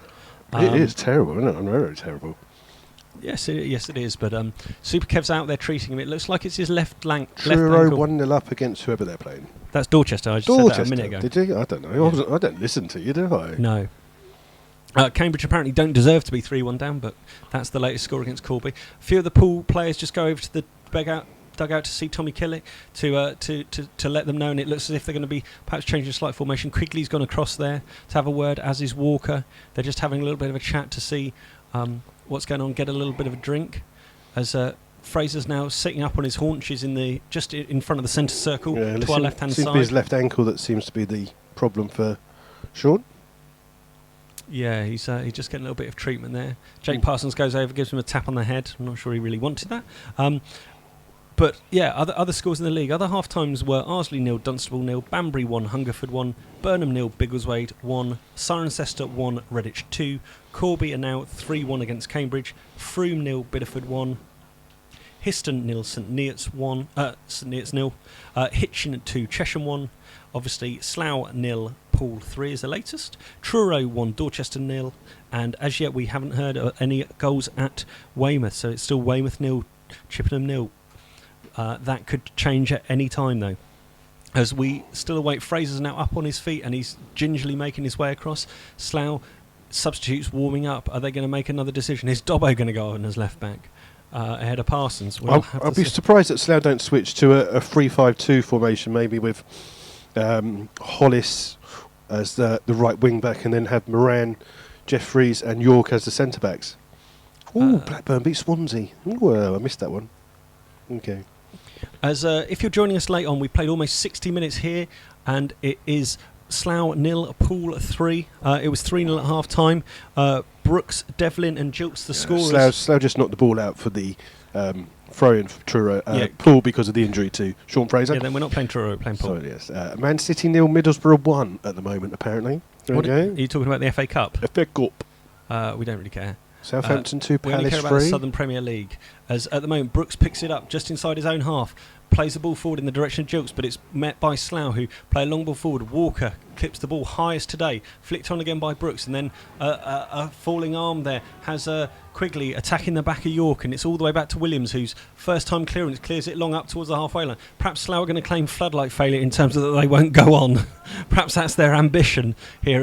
He's slow to get to his feet. I think he's running on fumes at the moment. It's not what you want to see. He is eventually to his feet, but Poole are attacking down that left-hand side. And they're Lindsay, the left-back, isn't it? Yeah, Lindsay's overlapping well. He's got Burridge outside him, but he just chips away at Adam Martin, who's the only player we understand to be booked yet. He was booked for arguing about the free kick, the awarding of the penalty, and now the floodlights do start to flicker into life as...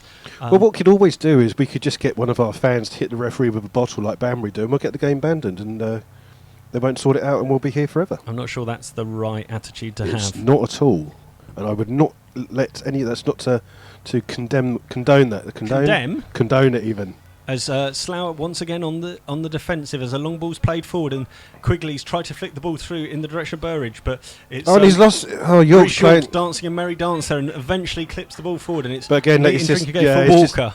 Clip the ball forwards, and there's 4 defenders up against us, 2 strikers for Slough, and it's easy meat for the centre-backs. And it's frustrating there for Ed Smith as he gets a ball, blasts it at Super Kevin. This is going to be the first substitution of the game, and it's going to be a Slough substitution as far as we can see. Dobbo is coming on. Yeah, Dobson is going to be coming on, and we're just waiting to see the board to see who is coming off, and it looks like it's going to be Jake Parsons. I'm quite surprised at that. I would have thought maybe they'd gone for a maybe a little bit wide formation or something, just to give a little room for players, but Jake's played a few games, hasn't he, and done quite well in them, so it's quite a strange decision, but I'm sure the managers know what they're doing.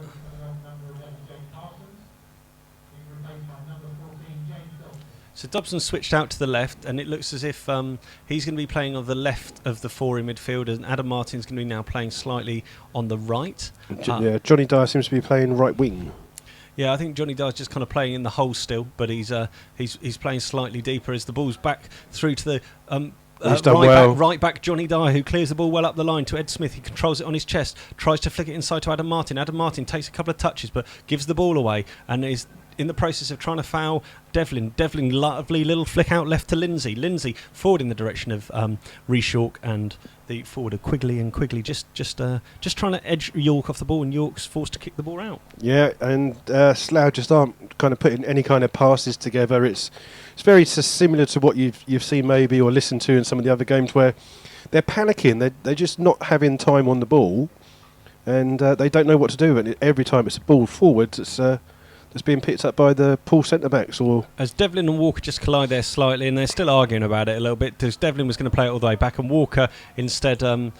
Walker cleared the ball, and for some reason the referee's given a slightly belated free kick to Rhys York, who was getting fouled there by Quigley, but there was advantage, I think, to be played, but decided against it, did Mr. Webb, and York looking to play a diagonal ball in and get Dobson away. He's played a little bit low. Tallack will have the opportunity to come through the back of Dobson and win it, and Slough not getting to these second balls. 2 players go for it, as and Devlin's Poole win the ball it forward. It's then off the shin of Rhys York, headed up further on by Hollis on the far side. And now, once again, it's that man Jilks winning the ball in midfield, plays it short to Pettifer. Pettifer dancing around but gives the ball away. And now Dobson has his first real touch of the ball. Better than all his touches last week so far, as he's found a yellow shirt to Jeffries. Jeffries back to Dobson, just inside his own half. He plays a ball towards the feet of Harris. Harris controls it well. Slightly better football from Slough. Yeah, he's got no options, though. The only option is York going at centre-back. And York's playing the ball through to Dobson. Dobson now finds himself in the centre of the pitch, and still looking for the ball is Dobson. He's looking energetic in there, and he's played a first-time ball through. Unfortunately, didn't quite come off, and now it's going to come full to Poole to try and help the ball round the corner, and it's going to be Burberry.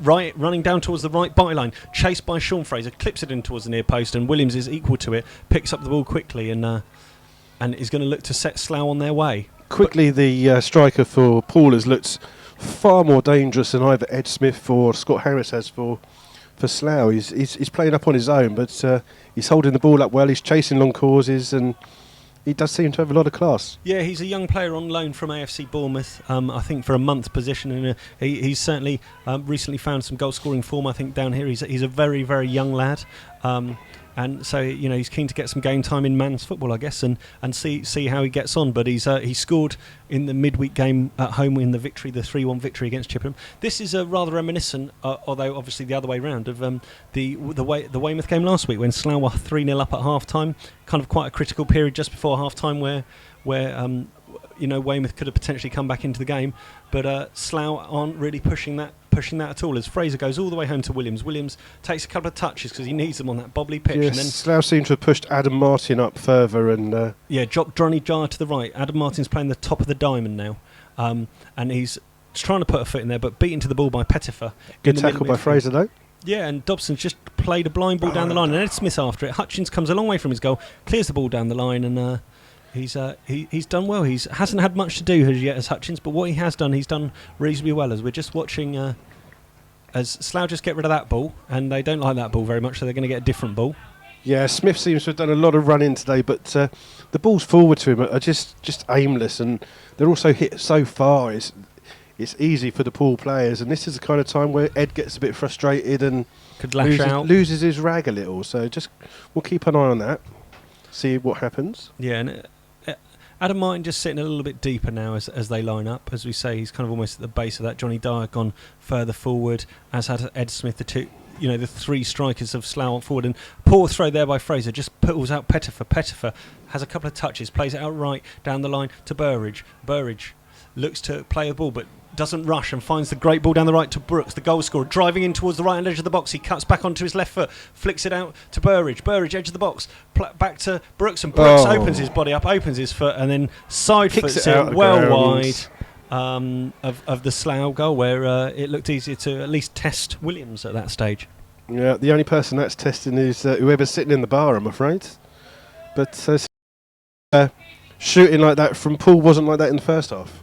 Yeah, we're halfway through the second half, and it remains Slough 0, Poole 3. Slough haven't had too many times where they failed to score. Only 2 occasions so far this season where they haven't registered a goal at home. And today, is it going to be one of those days as Harris gets involved there with the skipper down this side, but Poole once again doing the basics very well as they're trying to fight hard for every single ball, despite the fact they're 3 goals to the good. They are working given away by Johnny Dyer this time.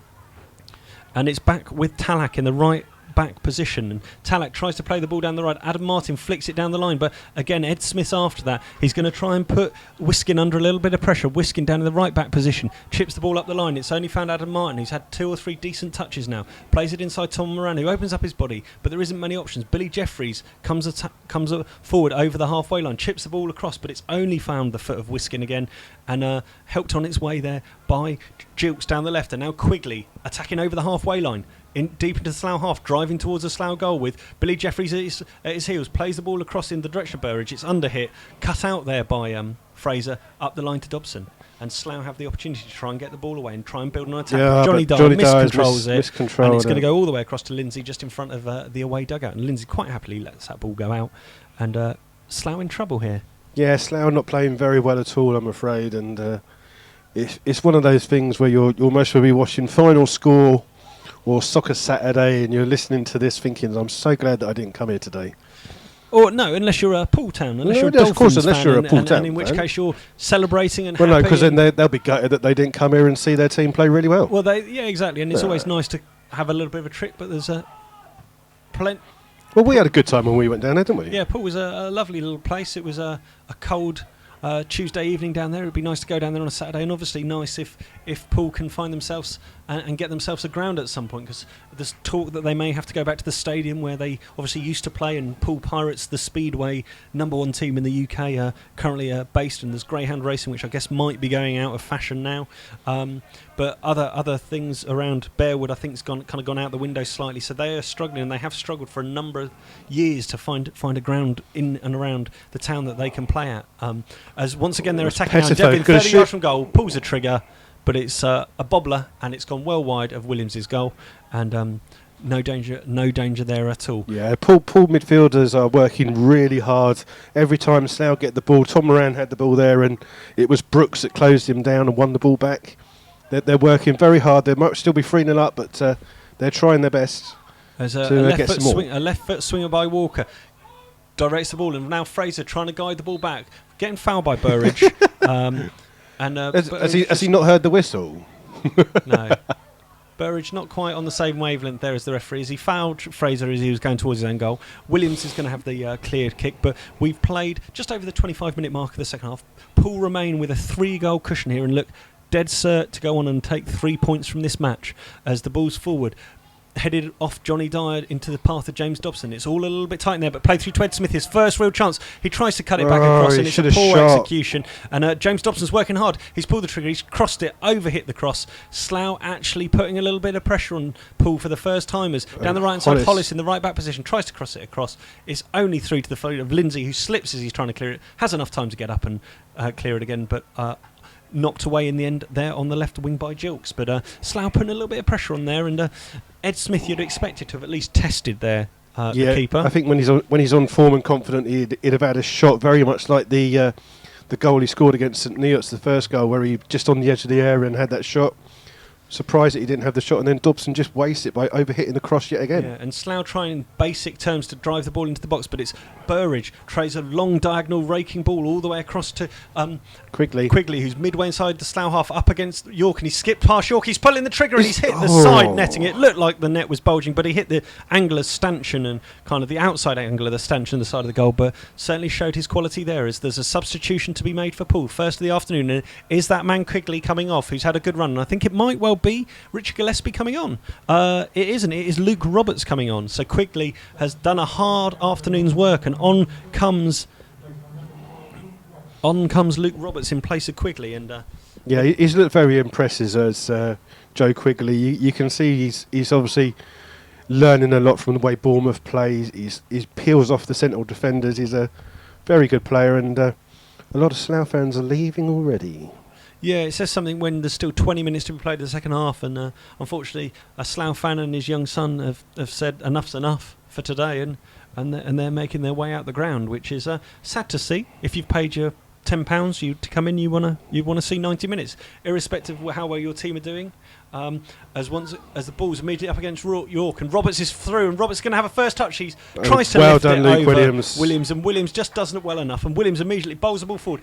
Tried to flick on by Harris, but flicked up in the air. It's all getting a bit more desperate and open now, and Slough not quite taking control of the ball where they should, as Adam Martin in the middle of midfield skips past Devlin and past Burridge as well. Left-footed ball, tried to play into Scott Harris, but it's over too to easy for Hutchins, isn't it? And Hutchins picks the ball up well. What have you made of the second half so far, Ade? It's absolutely terrible. Slough just have got no kind of fluency and no consistency. The only time they've actually run two passes together is when Scott Harris and Adam Martin jumps up and headed the ball at each other. It's about the only time they've actually passed the ball and got it to each other. It's very, very bitty performance, and Poole don't look to they can mostly move up a gear, I would say. Yeah, I think they're comfortable here. As Ed Smith has the ball played up to him and flicks it off to Dobson, right hand side of the box. He fires the ball into the box, but it's well repelled. And now Roberts has set away the little figure of Burridge, and Burridge is once again driving to the right hand edge of the box. He's going to pull the trigger. It's well blocked by Billy Jeffries, helped out by Fraser, and concede the corner. But Burridge again could have easily. But again, it's the same thing. And when you watch this, the ball came through to Luke Roberts, who was being marked on the centre circle, and all he does first time is to flick the ball wide. And Burbridge, he knows that ball is going to come to him on the wide, and he was already past Sean Fraser when that ball was already played. And Poole just know that they can hit Slough on the counter attack, and Slough have got no kind of, they're playing backwards, aren't they? Latest score, Truro 2, Dorchester 1. So corner comes in from Poole, well headed out by York. Helped on its way by Dobson, right foot swinger though, and it's just out the ground. So Poole on the far side will have an attacking throw. We've played approximately 75 minutes, and someone's after Bill. Someone's after Bill. Do they want the bill? Someone needs to see Bill, apparently. If Bill, you're listening, could you please go and see? No, because that could be the wrong Bill. We don't want someone going all the way from like Yorkshire or something, coming all the way down just because someone wants Bill. No, I think he wants the bill. Both teams face their next game against Bideford. Poole, I understand, are playing them on Tuesday evening, and obviously Slough make the long trip down to the North Devon coast next Saturday afternoon. So hopefully their floodlights will be intact, because there have been a number of occasions this season where games haven't been able to be played down there because of the floodlight issues. But Poole once again on the attack, and it's into the Brooks. Brooks just overruns the ball himself. Ball tried to be cleared, and Johnny Dyer has it midway inside the Slough half, but again he hasn't got any options, and he's just had his pocket picked, and Adam Martin getting stuck in there, really putting a shift in, and Johnny Dyer's strong tackle in there. You can tell Slough's tempers are slightly going a little bit out here. There's a little bit of edge there now, isn't there? As what a lovely pass that is from Tarak. Tarak down to Pettifer, right hand edge of the box, plays it into the feet of Roberts. Roberts gives it back to Pettifer.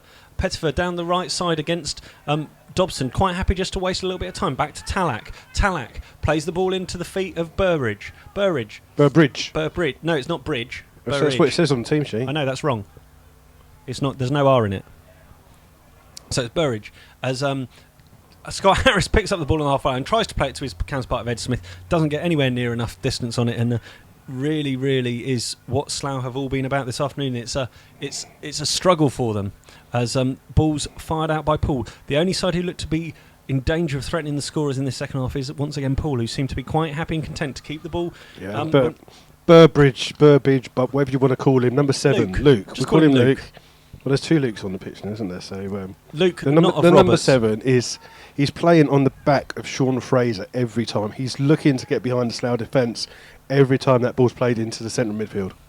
Yeah, and but that's the difference between them and Slough. Slough just aren't doing that. Slough are not tracking their runners very well either from midfield. Adam Martin seems to be eating his boot. As Roberts is up against Rhys Shawk, and Rhys Shawk gives an awkward pass back to Williams on his wrong foot, and Williams as well to hit the ball clear, and then Johnny Dyer helps it's on its way to Ed Smith, who seemed to be playing almost like a right winger for a short moment, and it's all a little bit disjointed at the moment, isn't it, for Slough, as Jake Parsons starts to make his way around. Yeah, I mean, they're not closing down, are they? I mean, Poole have got plenty of time on the ball, and I say Slough on the back foot so much. That's a great ball in. To Burbridge down this left side, just holding the ball up in the corner. But Fraser does well, wins the battle, plays it up the field to Dobson. And Dobson now got a bit of grass ahead of him. Oh, terrible ball. The luck of deflection, luck, it hits Fraser, it hits Harrison.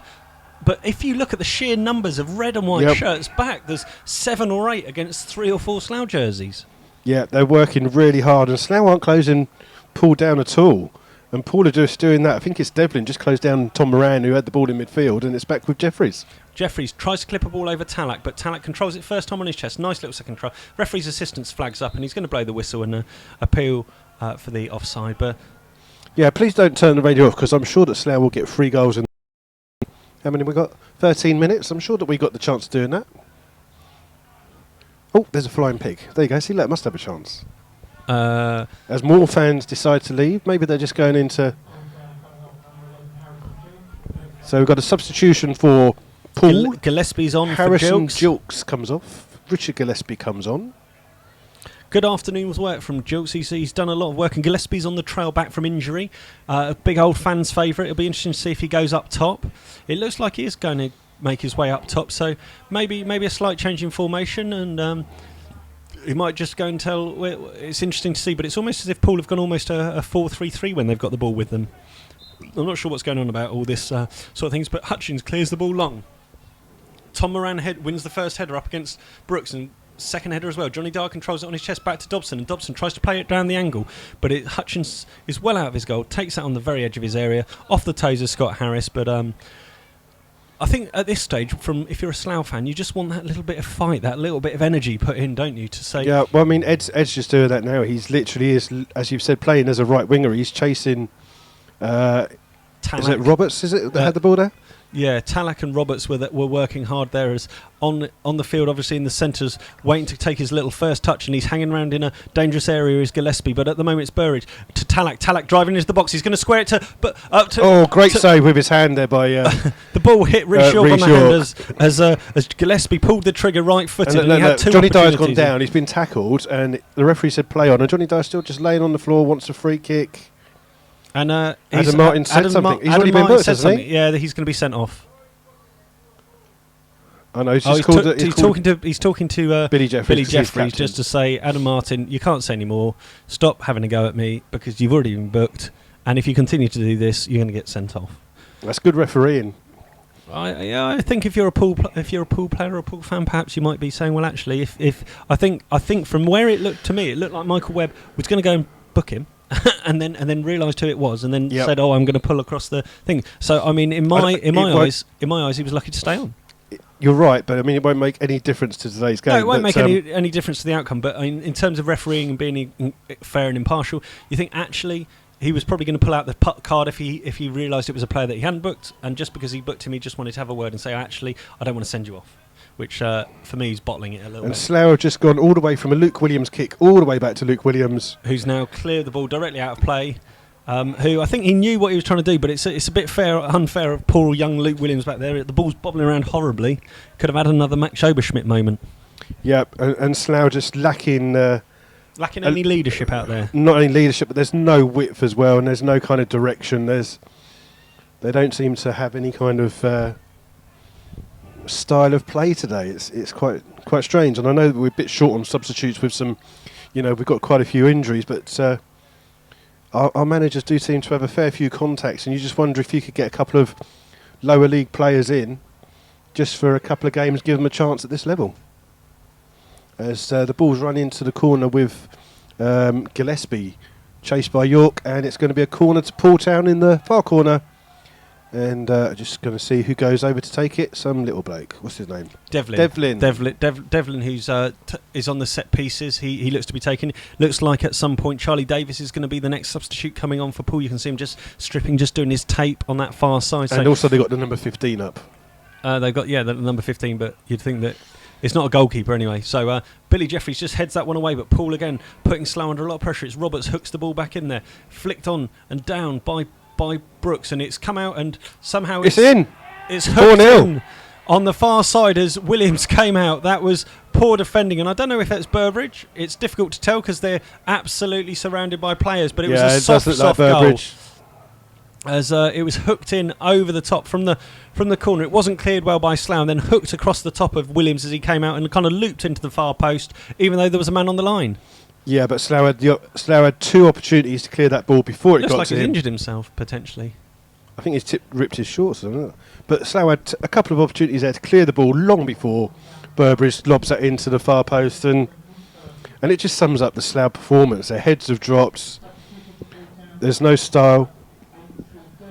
And Steve Devlin is the person substituted, and it will be the substitute Charlie Davis coming on for Poole.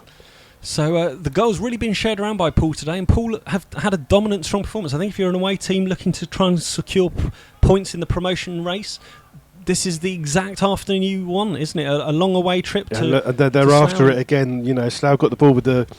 It's just gone from York to Jeffries, and every time the Poole players are closing them down every time. Yeah. And Slough just aren't doing that. They're just lacking that energy composure, as lacking well. that composure, lacking that quality.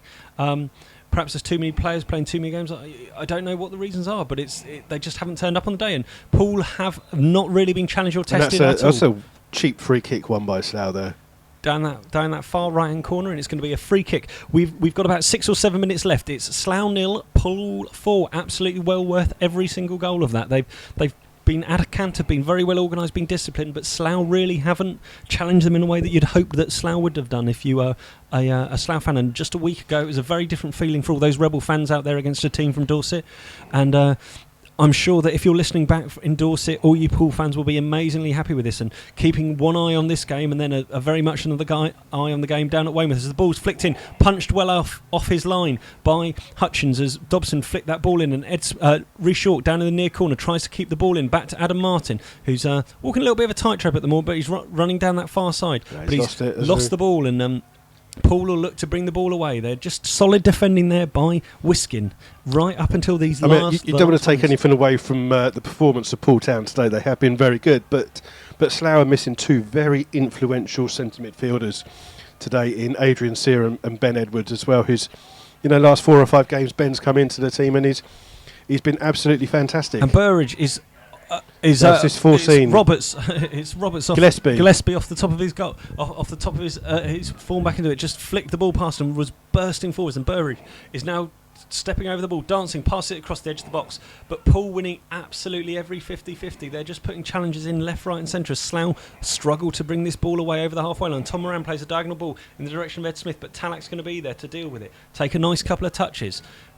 Pulls away from Ed Smith and has now got a little bit of space and time, not really getting shut down. It's all a little bit easy. Yeah, it's too easy for them, isn't it? Pass it out to Pettifer, right wing position, flicked on by Gillespie, but not quite on the same wavelength there as the other substitute. Davies. That's a silly ball by Johnny Dyer there. He's not even looked. He's seen that Adam Martin's there, but he hasn't realised that there's two Poole players in between him and Adam Martin. It's a lazy little flick, and Poole come away with the ball on the far side. Yeah, and it's Lindsay with it, left-hand edge of the box, plays it inside there to goal scorer Brooks. Back to Lindsay. Poole just happy and content to keep the ball. It's on his right foot. He's playing a ball in towards the feet of Gillespie out here, and then Slough trying to get the ball forward, and out from the back comes Walker. Walker plays a nice ball down to that left wing channel, and it's looking. Poole are still pressing for a fifth at this late stage. Slough have got three people marking one man, and Slough is stepping off as a thunderbolt of a shot. I think it was Gillespie on the far side. Just looked to pull the trigger. I think it was Burridge again. He seems to be popping up on the right and the left hand side. He seems to be swapping with the other substitute, Gillespie. Yeah. They're swapping sides, which is why it's confusing for us. It's confusing for most people. As the ball just comes in. As a ball nearly flew past and smashed into us. That's the closest bit of action we've seen. Yeah, as the ball's cleared long by Williams, up to the halfway line, Scott Harris sticks a foot out, but it's going to be helped on its way by Brooks. Brooks plays it into Lindsay, inside his own half. Poole, good value for it. They're still just playing very composed football. Slough still working hard, but with no real impetus. All the way back to Hutchins, who takes a touch to go round. Oncoming Scott Harrison plays it upfield to Davies. Yeah, he's come out the area, but not a single Slough player's closed him down. And Davies just loses out there to Adam Martin on the far side, and quickly rushing across the Dobbo, who finds himself on the right wing now, throws the ball in towards the feet of Johnny Dyer. Johnny Dyer chests it back to Martin. Martin looks to chip a ball across into the box, touched by Harris. Harris facing away from goal, turns, plays the ball off the feet, but it's just deflected well, and Davies clears it long, and it's again Burridge who takes it well on his head, and he's battling up against Fraser, and Fraser has probably been one of the shining lights, I think, for Slough. He hasn't done a bad job out there. In his 100th game for his club today. Yeah, in his 100th game for Slough. He's been one of those who I think at the end of the game can hold his head up a little bit higher than some of the rest of them, as Davis down, as Pettigrew on the near side plays it to Talak. We are in the final 3 or 4 minutes here at Holloway's. Slough trail by 4-0. They've been completely outplayed as down this far side, Burridge is still trying to keep it in against the corner flag, supported by Pettifer, but he's driving in at Fraser at the near post. He's done a couple of step overs. He's going towards the byline. He's going to cut the ball back. He does, and it's chipped over from he should have scored that. A couple of yards out,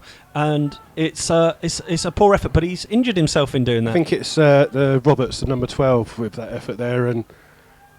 Yeah, it's a good tackle by Guy Hollis, but he was on the 6-yard box. The good pull played back across the fur by Burridge, and he's just with his right foot side-footed it, but it's unfortunately gone over the bar, spinning away from Williams' goal. But he's lying down and he needs some treatment, as many of the games are starting to finish in this league around us. Goal, Weymouth 0, Chippenham Town 1. I'm sure if you're a Poole fan, you will be excited by this news, but Weymouth looking to go for a second home defeat in the league this season. And who would have expected that? What a big turnaround that could be at the top of the league today. Yeah, Poole looking a very good team. They were very good when we went down to their ground earlier in the season. Played some really good football, and 2-1 mostly flattered Slough in the end. I think the Poole were a lot better. They brought a good support with them today, and looks like they're going to have a very good journey back. Yeah, they're going to have the way today's going. Extremely good journey back if this stays as it is down in Weymouth, as it's Weymouth 0, Chippenham 1. Must be very late on the game in there. Thank you very much, whoever you are, wherever you've joined us from. Chelsea 2, Bradford 3 in the 90th minute. So Chelsea may be going out of the FA Cup. Well, we don't care about that. That's not important football. Man City 0, Middlesbrough 1. We don't care about any of that. Yeah, but football. Chelsea losing at home. We don't care. Slough fans are going to have a nightmare, aren't they? Slough losing at home, Chelsea losing at home. Roberts still gets up gingerly to his feet. He's hobbling off. He's just had some treatment. I'm not sure if he's going to be able to continue. To be honest, I don't think there'd be much point in him continuing. We're in the 89th minute of this game. It's still Poole well worth their 4-goal lead. If any Poole fans have joined us today, welcome. I hope you've enjoyed the coverage. Good luck for you for the rest of the season. If you want to comment or feedback at all, hopefully you've had a reasonable degree of neutrality, as once again a long ball's played forward and Reshort tries to head the ball back, but it's only picked up by Gillespie on the far side. Gillespie right inside of the box, plays it back to Burridge, but well cut out by Sean Fraser. Picked up by Adam Martin in the middle of midfield and now out to Dobson. A little bit of space out there as Poole is still playing on with 10 men, not due to any sending off, just an injury at the moment. And Slough now have an opportunity to try and get the ball forward, to try and get some form of consolation out of this game, as Tom Moran on the centre circle plays it across to left back. Sean Fraser, further ahead of him is Johnny Dyer or Scott Harris, but plays it inside to Tom Moran. And shouts come out of "We are top of the league." Poole fans have just heard the Weymouth score come through.